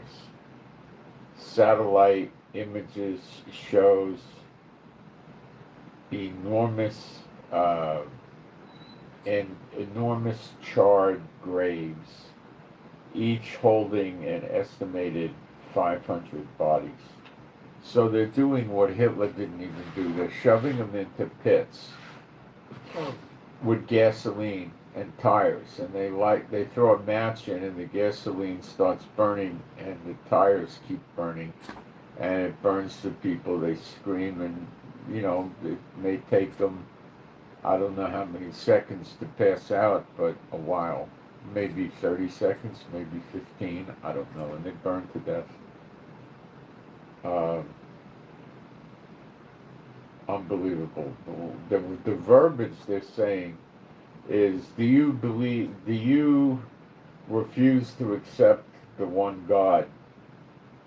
And they say yes, and then he says, kill them. You see, they believe that the Christians with the Bible, that believe in the Bible, well, these are churchianity people, I believe, that he's going after. Maybe there's some true believers, I do not know. All right, guys. I got back. The internet cut out. It wasn't with the type of situation. It just cut out. It shut off. I don't know what happened. That could happen with any system. You could have 25 gigabytes per second, and that'll happen. I guess we're back. I turned my other internet on, and I think it might be switched over to that. I don't know. Let me make sure that this device is on. Yeah, it's on. Let me look at the live stream, see who's still here. Oh, we still have people here. Okay, let me see if we got a live stream here.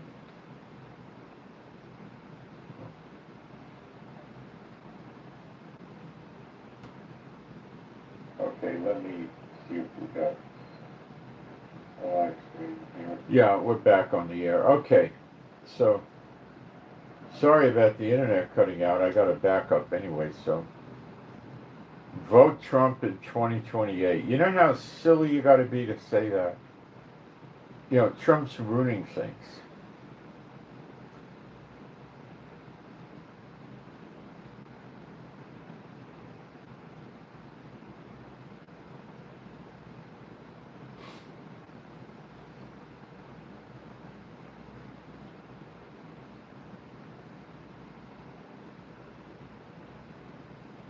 Yeah, the travel will hurt people going home for Thanksgiving, but it's still pretty far away from Thanksgiving. You're about close to 3 weeks away, but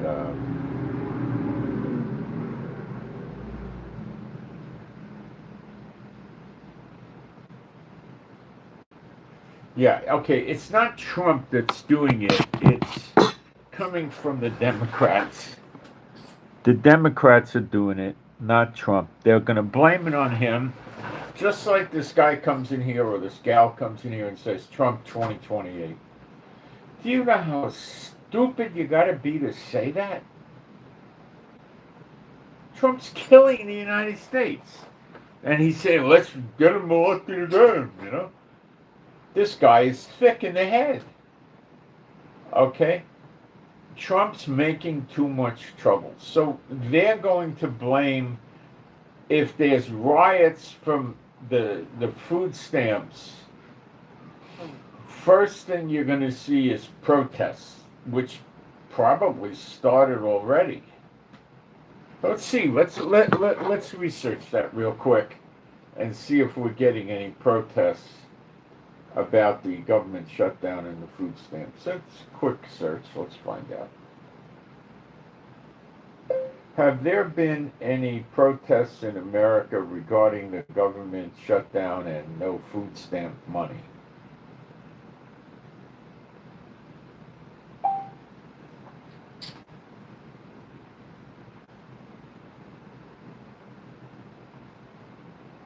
Yes. There have been protests and rallies in the U.S. in response to the suspension of the SNAP. A couple of instances, and 1.5 million people in Georgia got their stamps cut off. They gathered at the state capitol chanting slogans like, when food stamps are under attack, what do we do? Stand up, fight back. In Philadelphia, that's what they were chanting. In Philadelphia, demonstrators held a rally expressing concern that despite court orders to restore SNAP benefits, the payments were still at risk among the shutdowns. See, Trump was telling the judges, show me how to get the money funded into this legally. He's afraid he'll get impeached if he funds the money in illegally, you understand? They're putting him between a rock and a hard place.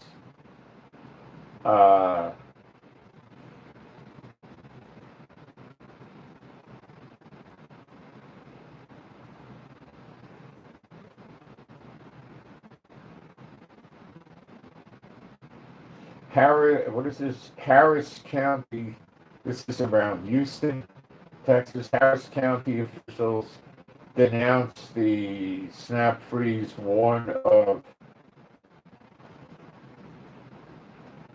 looming problems, hunger, okay.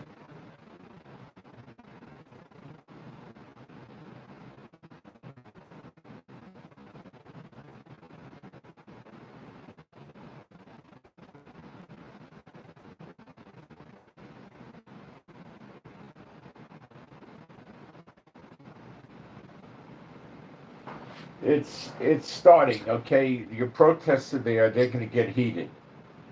And then they're going to not have food. Now they're hitting the food banks, and the food banks are strained very badly. And there'll be problems because people will go to the food banks and there's nothing there. Okay? And the organizers, the provocateurs that hate America, hate Trump, are going to organize them together and say, go to this supermarket, we'll go in there, and hundreds of us will go in, and we'll just stick, turkeys and hams in our coats and just walk out, and they can't do anything about it. We'll just loot the store. They do that. They run into other stores in groups, and they shoplift the store and just run out, and the people don't know what to do, and the police won't. In a lot of cities.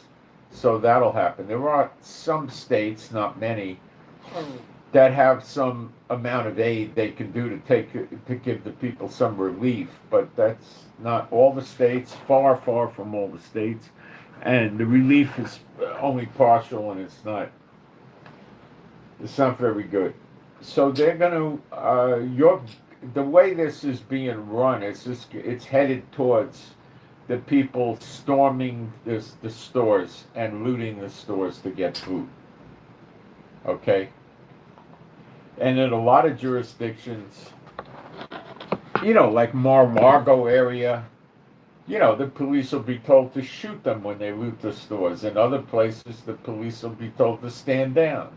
It's going to vary, okay?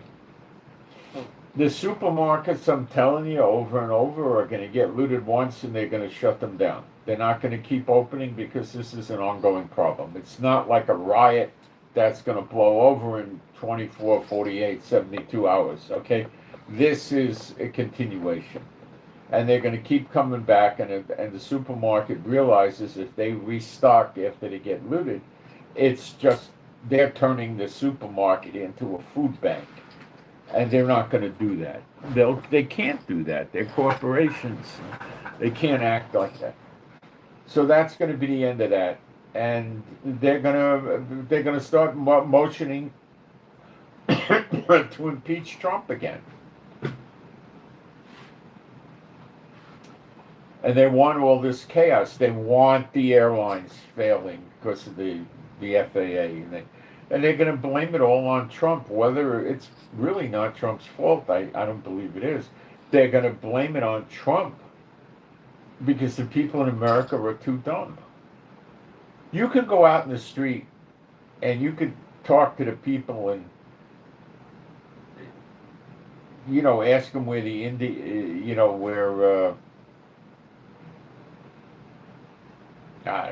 they're just so dumb, guys. You just don't know. I mean, you could convince them India's inside the state of Indiana. They're that dumb. I saw videos of a guy. He had a little gold bar that was probably worth $500, $800 at the time, and he had a big chocolate bar like this. It was thick, probably worth $5, $4. And he was stopping people on camera and saying, "Which would you like?" He had a little gold bar that had to be worth $200, $300, $400. Maybe $500 or $600. I can't remember because the gold wasn't that high. It was worth in the hundreds, I think. Or what would you like, that or the candy bar that was Hershey's or Nestle or something, big thick chocolate bar, and they all were taking the chocolate bar.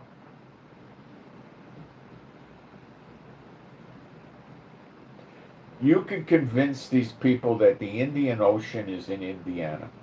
They would believe you. Okay? They're really not with it.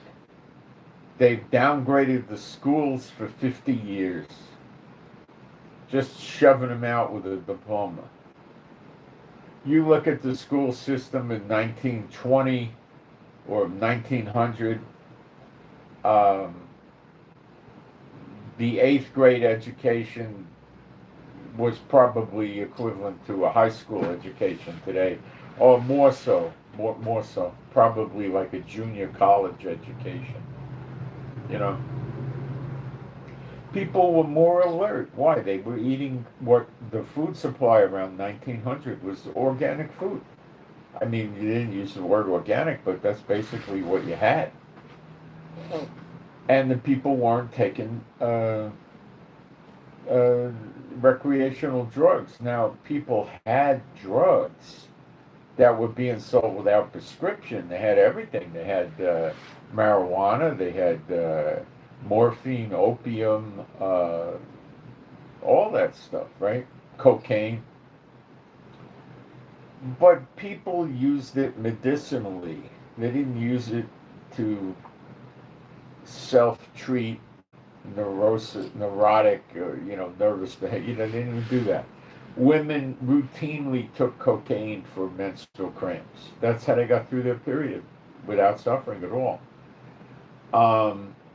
People that had toothaches and stuff like that they sold heroin pills. You could look it up in Google Images. You'll see the pictures of them. They buy heroin pills to kill the pain until they could do something about the tooth, or dentists were not very great back then. They had a kid working pedals to power the drill. The drills were very slow. Maybe they were 10% of what they had today. But they did have the ability to rub cocaine on the gums, and it would numb the tooth, and they could work on the person and probably reapply it during the treatment to make sure it stayed numb. And they, so they would take, if they didn't want to go to the dentist, they would just keep taking the pills till the nerve died or something, or they would go to the dentist. They had wine they sold where they put cocaine in it. Not a lot of cocaine. They put cocaine in to keep the people awake and not get an upset stomach. Because when you're eating a meal and you're drinking wine, their stomach could go off, so they'd have the cocaine, which is also an appetite suppressant, so the people wouldn't eat that much, and they wouldn't feel the effects of the wine. Actually, Coca-Cola was a syrup, and they changed these laws around 1918. The American Medical Association was a political economic organization designed to make the medical doctors rich. They got the right idea that if they controlled legislation, they can put herbalists, chiropractors, and other people out of business, which they did. And then they started stopping. They didn't have antibiotics, they didn't have heart medicine and kidney and lung medicine. So what people were really going to the pharmacist for was they had herbal things, really. They had things to stop cut infections. You could clean it out. They had things for scalp problems. And, they had various things. They just didn't have antibiotics, They didn't have, they had maybe 3% or 2% of the medicines you have today. Very little did they have, Sleeping pills were basically, morphine and opium, that kind of thing. They also used chloroform. They had cough medicines that had herbs in it, cherry bark and some other stuff, which is supposedly good for that. Cold medicines. So when someone had a cough, the cough medicines, you could read it on Google. They had most of them had marijuana in it, cannabis sativa. They had opium type products in there. Dilaudid, I think, was one form, and morphine and opium, and then they had chloroform, and they had codeine in there. They had many things in there. So if you took a teaspoon of that at 10, 11 o'clock at night, I don't think you'd cough till 6, 8 o'clock in the morning. So what does that mean? You get the cough medicine the doctors give you today, and you go to sleep. You're lucky if you get 3 hours out of it, and you wake up and you're coughing, you get back to sleep. With this stuff that they gave you, you took it and you'd go out for 8 or 9 hours, and you'd have a good restful sleep, and you probably recovered more. Think about it, But no, they didn't want people to have that. For the sake of protecting degenerates that want to go around taking drugs, which take the drugs anyway, they penalize millions and millions and millions of people and protect them from having good relief, symptomatic relief. And these medicines went even further than that. The doctors would set bones. They did some surgery, but not that much. They worked on, wounds a lot, like getting hit with a box on your foot or something,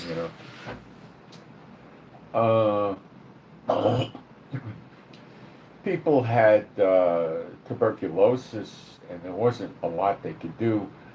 What they told them to do for tuberculosis was to go to a warm, dry place like Arizona and stay there for, apparently, stay there just for a few months, and a lot of people got better.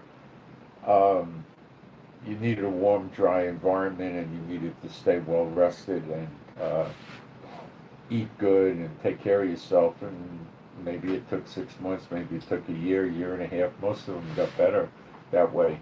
That's how they treated that, and they used their cough medicines to keep them comfortable with the cough. They started getting the heavy coughing.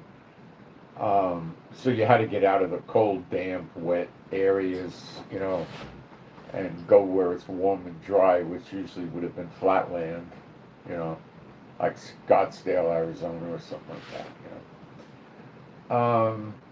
They would treat allergies with narcotics, So there was many things they didn't really treat,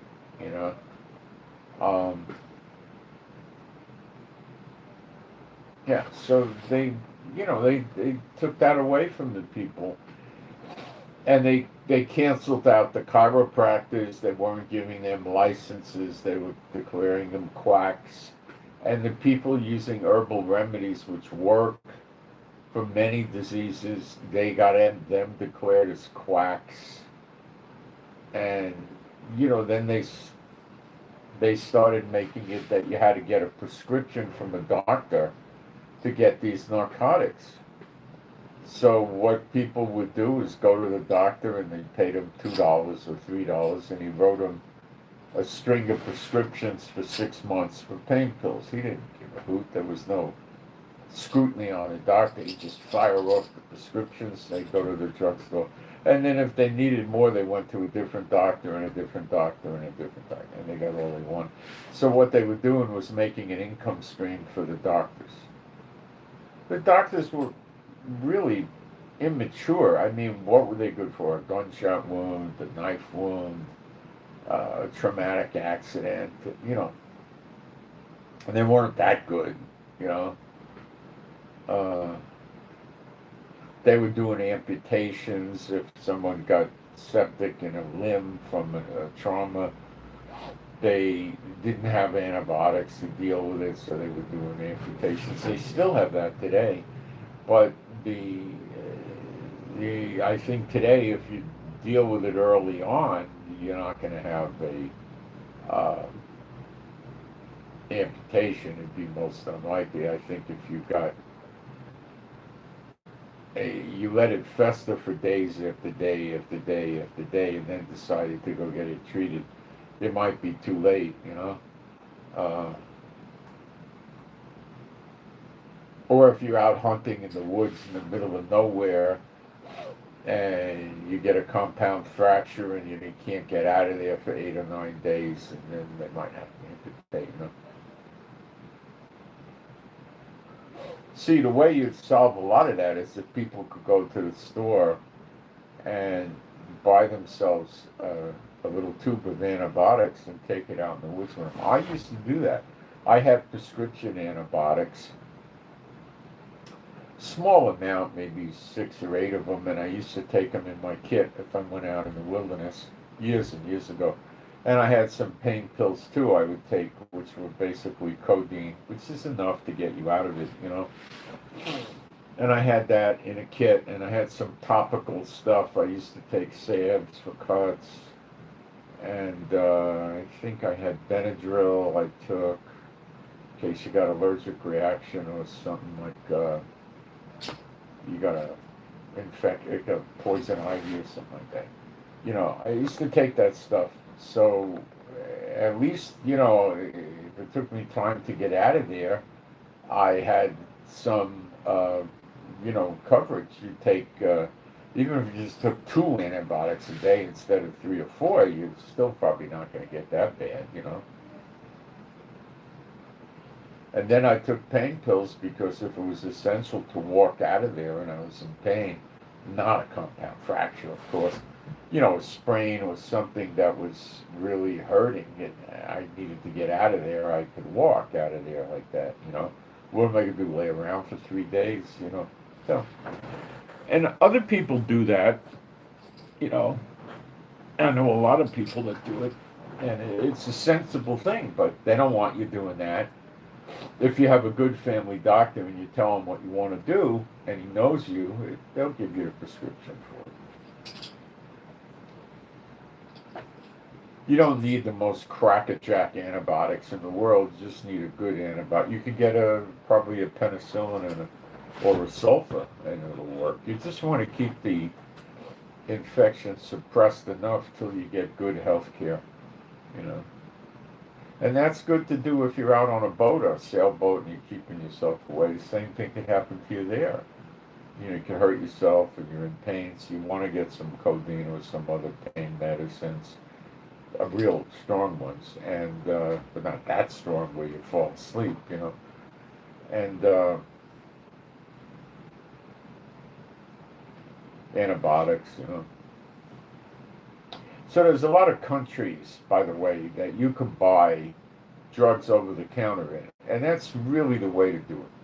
And they're poor countries, and they know that people can't afford to go to the doctor.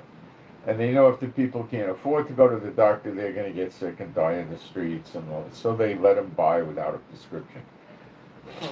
They will usually stop them, I guess it varies by the country, when you get up as high as oxycodone in the pain pills, they cut that off. They don't let you get oxycodone. They'll let you get the stuff just under oxycodone. And they let you get any antibiotic you want. They let you get the antibiotics with injectable, so you could get Rocephin, which is very, very effective, or the double penicillins and things like that. And you could buy sulfa pills. You could buy, penicillin. You could buy basic antibiotics or something like that. Of course, the injectables are way more potent. So if you're outside and you have you carried Rocephin or you had double penicillin and something happened and you gave yourself a shot, you'd be good probably for 24 hours. And then you give yourself another shot. You know, then you could also get anti-inflammatories, which help too. Sometimes if you got an injury and you got to walk out, you could get there on anti-inflammatories. And then you probably want to carry a couple of ace bandages also, so you could get yourself wrapped up without making a splint out of tree sticks and shoelaces, stupid things like that. You use, an ace bandages. So I used to carry a kit, that had all the stuff in there, and it's really important to have some good topical for a cut or a gash, that's very important. And you could get some of these bandages that, close a wound, you pull them over, and they sell those. You could also buy the right kind of glue, and you can buy this stuff usually anywhere. I mean, there's glue, I'd have to research it, but there's glue you buy. You get these bandages that pull the wound closed. You can buy those anywhere in America, and then you can get some of this glue. You got to look it up. You can buy it at a regular glue, in a hobby store or something, and you put the glue on there with these things that pull it cut, and you can close your wound up. And then you buy Arnica, Montana, the homeopathic medicine. You have no idea how quick that'll stop bleeding. I mean, in seconds. And you want to get a really high dose, like what they call 1M,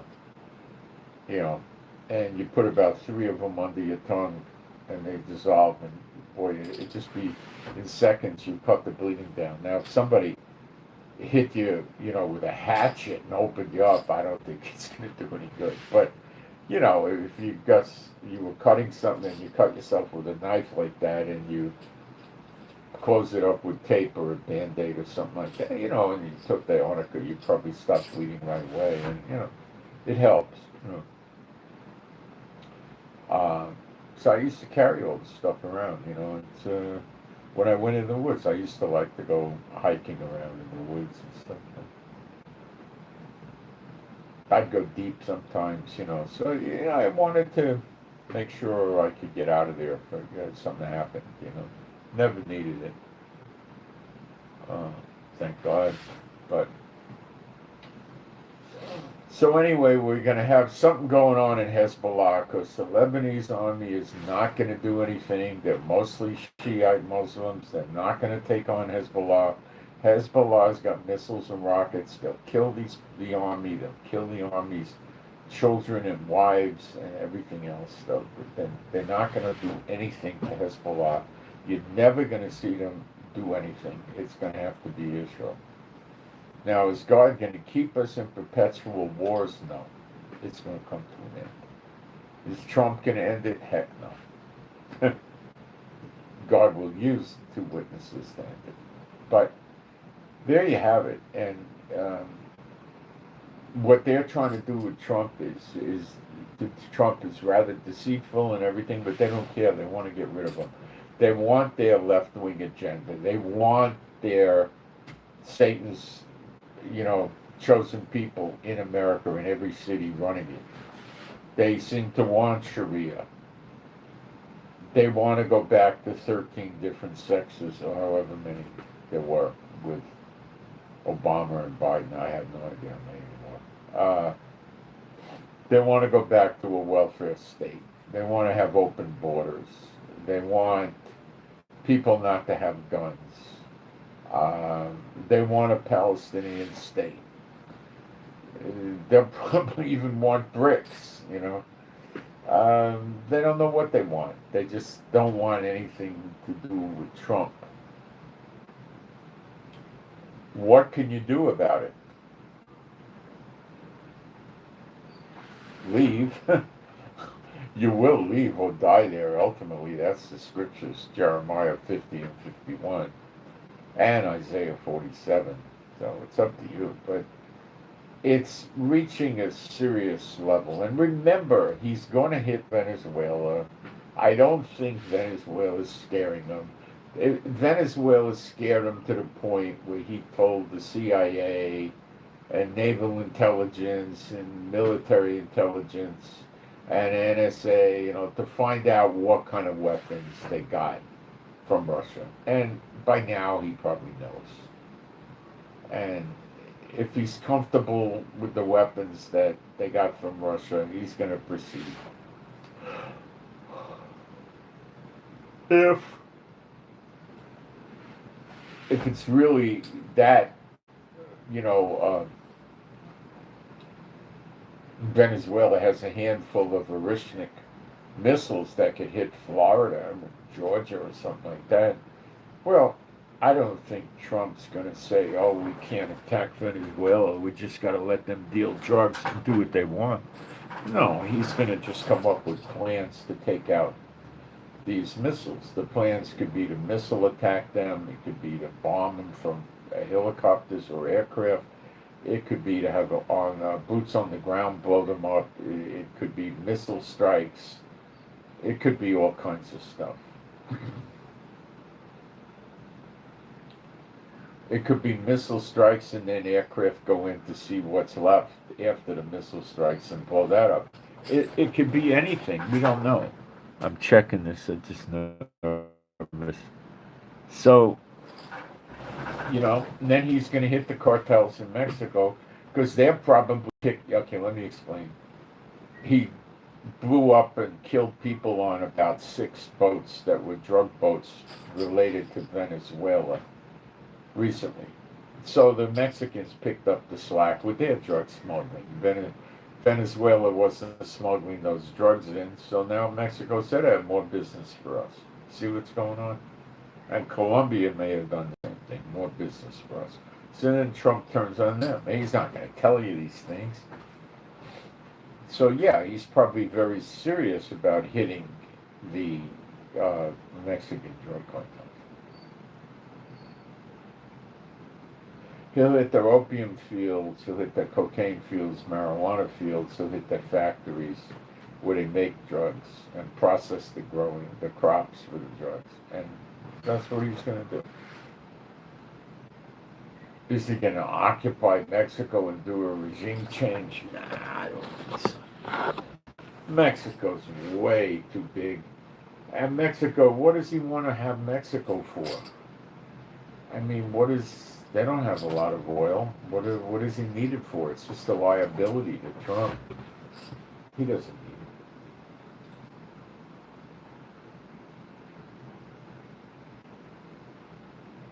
it. What would he do with it? I mean, Mexico's loaded with poor people, right? Loaded.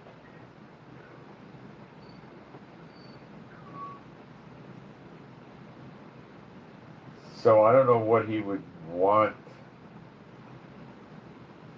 to take Mexico over for. There's, not really much of a gain.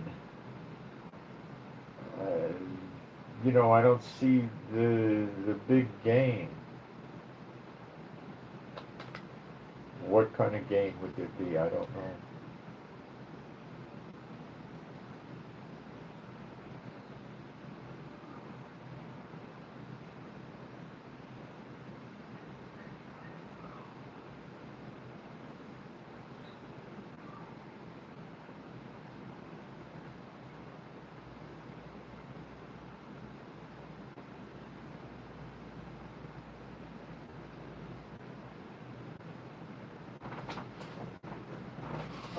He just wants to cut the drug guys down from Mexico to get them to cut it out.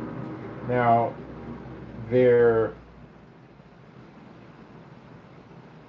not, likely to go, oh, let's go take the drugs and sell them in another country.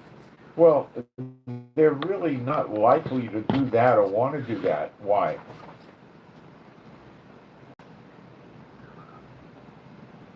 Because they can't get the price. They can't get I don't know what drugs cost anymore, but the price is probably 20%, 25, 30% in another country compared to what they could get in America or what they could get in the European Union. So that's why Trump all of a sudden is getting on Mexico's case. The Canadian thing has very little to do with drugs unless they're smuggling drugs into Canada, because it's probably triple easier, 3 times easier to smuggle into Canada and then get from Canada into America, because you don't have border fences. It's wilderness. So they could fly drones. They could bring the stuff. Look, they could do all kinds of stuff. They could be in the water near Canada, right? 25 miles out in international water, there's no interdictions.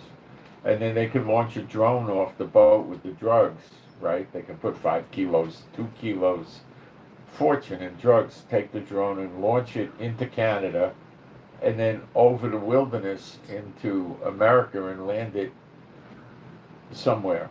Or they could just throw it in the water and bring the drone in over the water into America. So there's a lot of ways to bring drugs in. So Trump's just going to drive them into a different approach, that's all. So he's thinking more along the lines of going in and killing their agricultural crop for drugs, marijuana, opium, and cocaine. And the factories where they make the synthetics like the fentanyl and the speed, the ecstasy.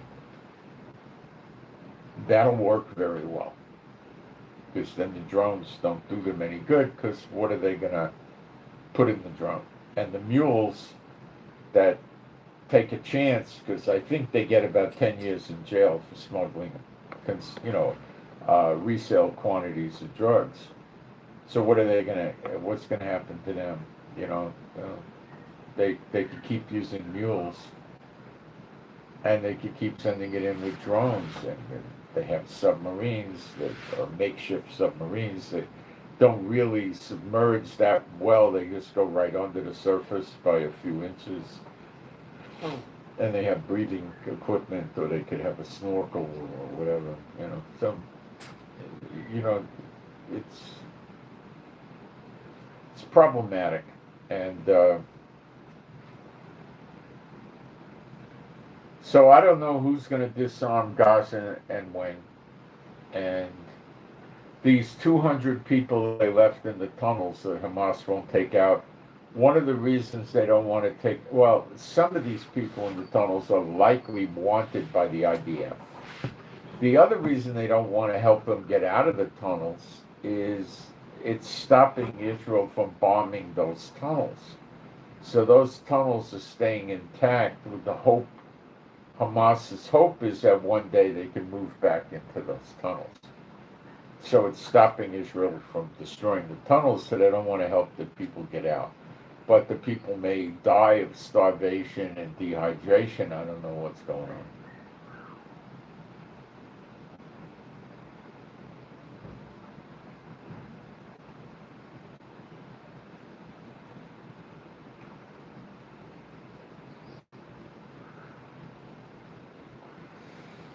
So there's a lot of stuff coming together now, and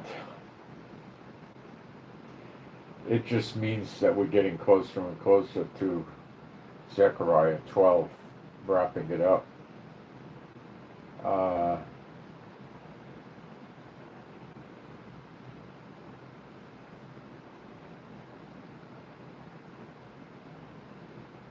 You got a lot of bad economy going on in America. You got a lot of inflation. That Trump did.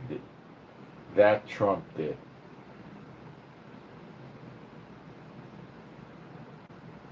Okay?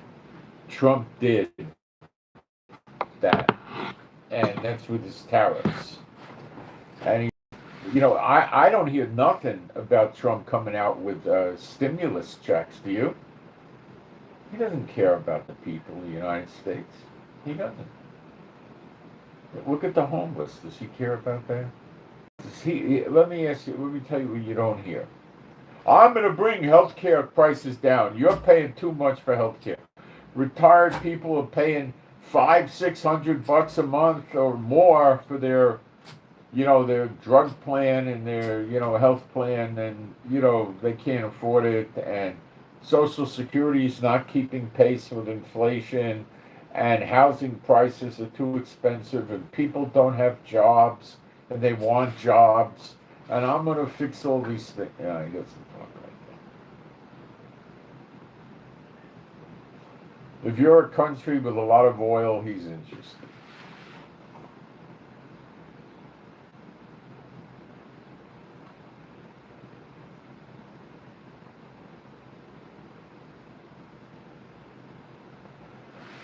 So we'll keep watching these things, and we'll see where it goes. Look, let me just take you for a quick walk through Isaiah 47, okay? And you can see it's a short-ish chapter, and you can see how it's coming to fruition, how it's shaping up. Well, not all finished, but you'll see it. Isaiah 47, verse 1.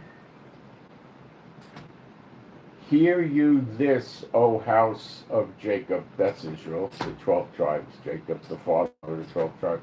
Yaakov is his name in Hebrew. Which are called by the name of Israel, and are come forth out of, and I'm in the wrong chapter. I'm in 48, sorry. You want 47. Okay, 47 verse 1. Come down and sit in the dust, O virgin daughter of Babylon. That's the daughter of Babylon, that's America. Sitting in the dust is what you do when you're mourning. mourning, mourning dead. Okay? That's the Israeli tradition, Middle East oriented. O virgin daughter of Babylon, sit on the ground, there is no throne, O daughter of the Chaldeans. The Chaldeans were the witches, soothsayers in old Babylon. That's what runs America, witches. Sitting on the ground, there's no more thrones. She's not ruling any nations anymore.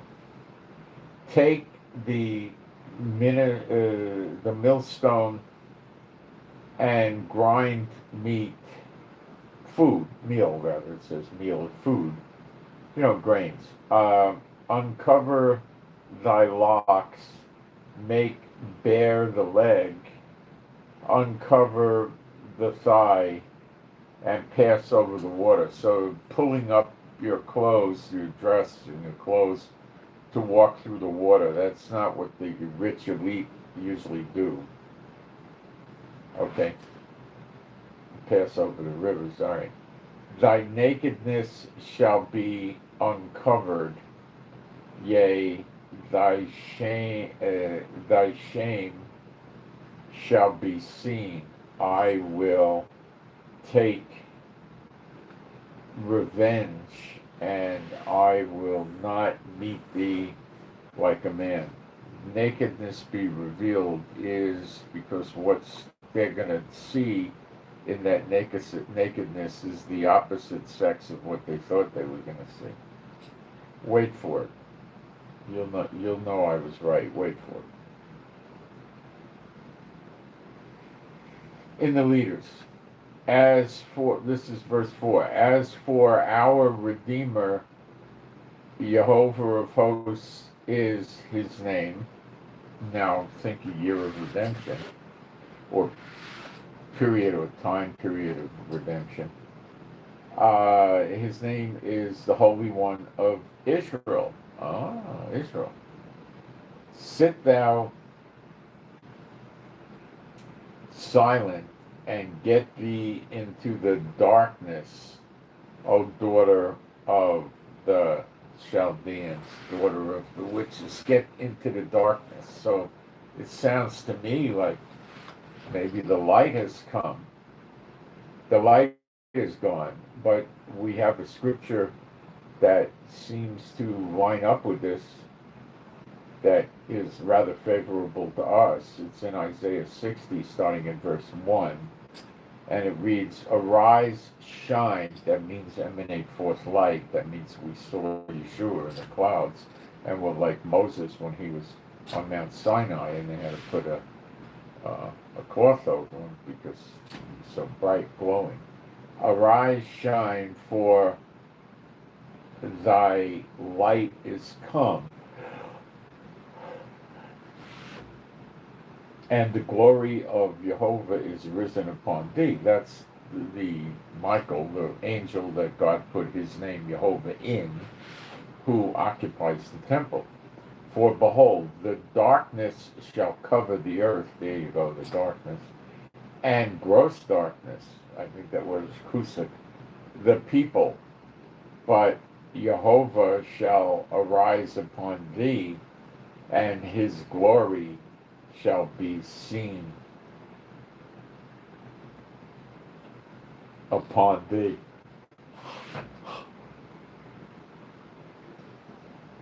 Okay, so now we go back to Isaiah 47.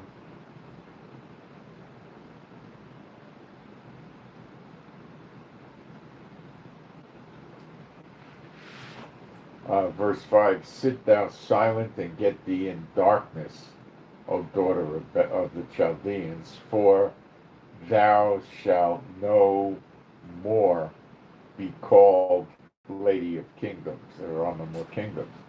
I was wroth with my people. I have polluted my inheritance.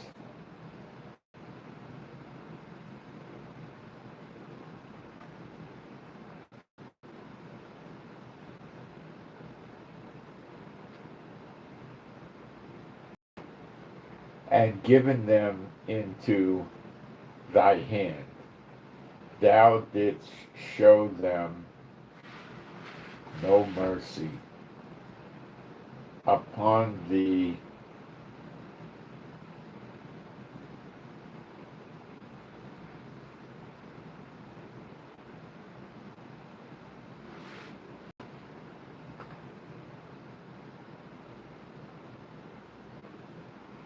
thou didst show them no mercy. Okay, it could be going back to the North American Indians. Trail of Tears, all that evil stuff, Indian wars, you know. And thou saidst, I shall be a lady forever, so that thou didst not lay these things to thy heart, neither didst remember the latter end of it. Therefore, hear now this, thou that art given to pleasures, that dwelleth carelessly, that saith in thy heart, I am, and none else beside me. I shall not sit as a widow, neither shall I know the loss of children, but these two things shall come upon thee in a moment, in a day. You see, the destruction is in a moment, in a day. It's very, very fast and sudden. The loss of children, and that's for DC, really. The loss of children and widows, they shall come upon thee in their perfection.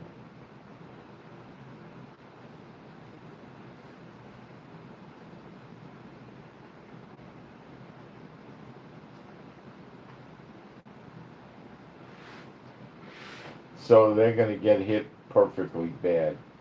For the multitude of thy sorceries, and for the great abundance of thy enchantments. They run the place with witchcraft. They use witchcraft for the government, the movies, the TV shows, books, everything. Amusement park, everything. For thou hast trusted in thy wickedness, witchcraft. Thou hast said, none seeth me. Oh yeah, it's all written down. Thy wisdom and thy knowledge, it hath perverted thee, and thou hast said in thy heart, I am, and none else besides me. That's how Trump is. He tells everybody in the world what to do. Everybody.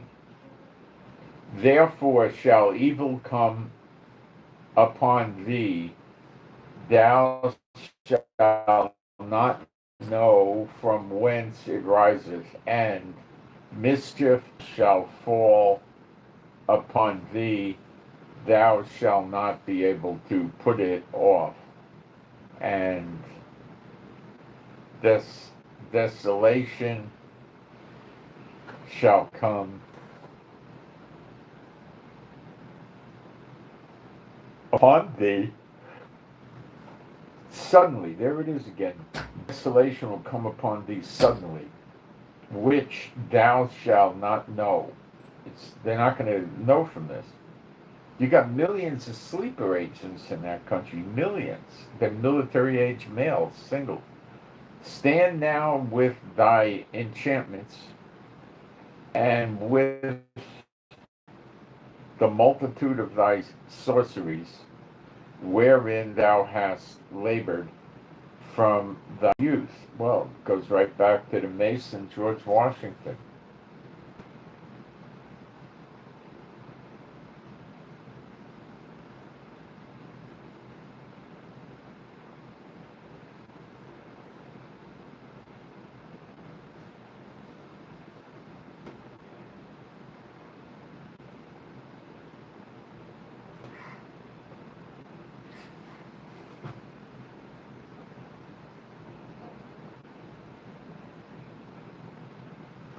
Thou hast labored from thy youth. If so be thou shalt be able to profit, if so be thou mayest prevail. He's mocking them. They're never going to work. Thou art wearied in the multitude of thy counsels. Let now the astrologers, the stargazers, the monthly procrastinators stand up and say, and save thee from these things that shall come upon thee in their perfection, I might add. Behold, they shall be stubble in the fire. It says, I will kindle fires in and around your cities, and there's fires breaking out in California every day. And other places, behold, they shall be stubble. They shall be as stubble. Wait a minute. They shall be as stubble. The fire shall burn them. There it is. They shall not deliver.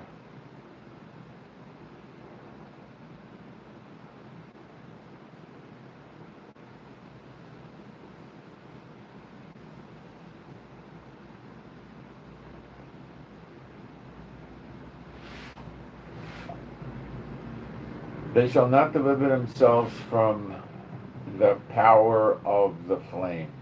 I will kindle fires in and around your city. There shall not blah, blah, blah.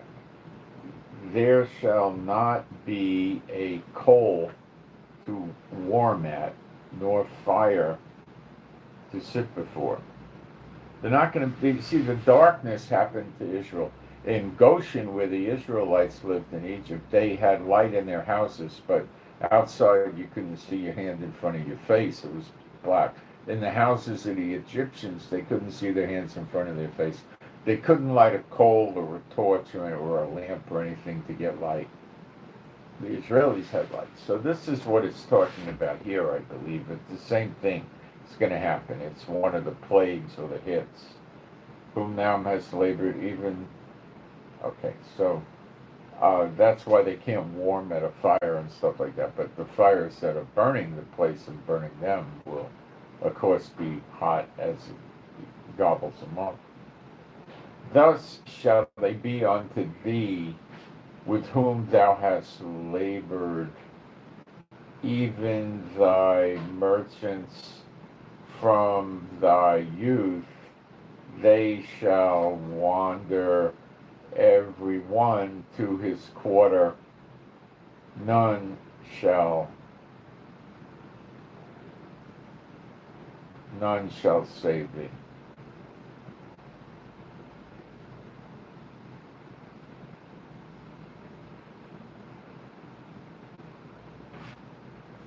None shall save thee. Now we see the fires again if we go to Jeremiah 51. I believe towards the end of the chapter we see it again. Let me find it for you. Maybe verse 58, I think.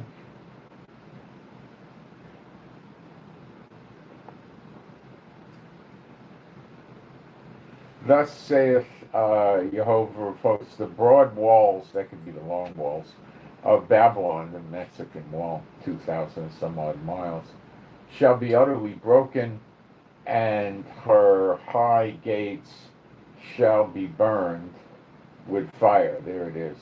And the people shall labor in vain, and the folk, F-O-L-K, in the fire. And they shall be weary. Well, American people are getting weary, I think.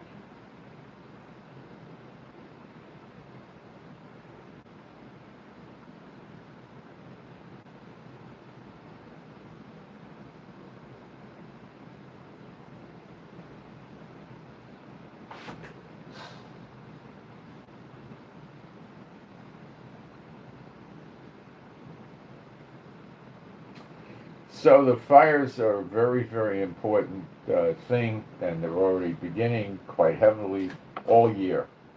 It's a very big record of fires. Air quality is down. You've got so many signs going on, So I guess that's enough for today. So I'll do a prayer for all of us, and you can agree with it. B'Shem Yeshua HaMashiach. My Heavenly Father, Jehovah, I pray for all the true believers and my wife and me and their households, that we would be happy, healthy, and whole, and safe and secure, and our animals and pets would also be safe and secure, happy, healthy, and whole, and we would have your healing and recuperative power flowing through us, and we wouldn't be sick, ill, or hurt, or injured. And I pray that we would have strength, stamina, and endurance, and we would have adequate money and more money than we need. And I pray we have no accidents, no tickets, no breakdowns, no getting stopped, stuck, or stranded with any vehicle or mode of transportation, and no problems in traveling with reservations, hotels, or any type of travel, or any equipment or necessities of the travel, and nothing gets lost, stolen, or broken. And I pray that that my Heavenly Father, your shalom peace would fall on all of us, and we would have the gifts of the Spirit, and we would walk and operate in the gifts of the Spirit, and we would have your healing, we would be able to meet together in person, so two or more gathered together, there I am in their midst, and we could experience that. And we pray for better comprehension and understanding of the scriptures. We pray for the peace of Jerusalem. I pray for you, and you'll join in, I suppose, as true believers, those of you who will join in, that all the problems and difficulties and challenges and bad things that the unclean spirits and the people that serve the unclean spirits have brought upon us through any means, governments, employees, neighbors, friends, employers, co-workers, anything, anything they brought upon us, you would lift it from us.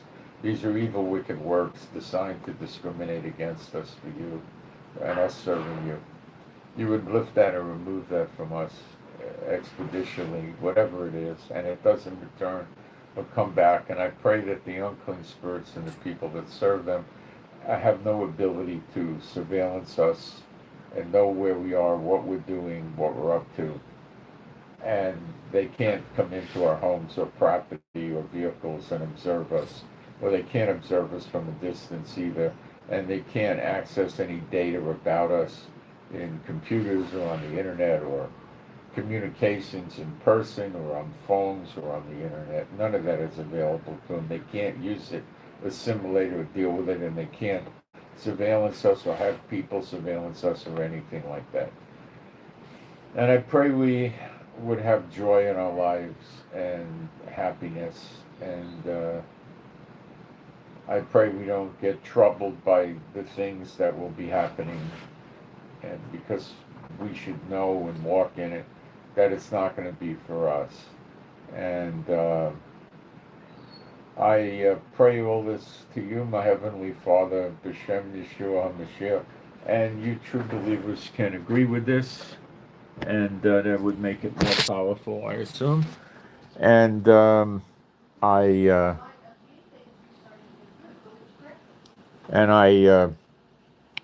at this point, I send my shalom to all those who love Yeshua HaMashiach, and I'm out, and I hope you got something out of this. Thank you.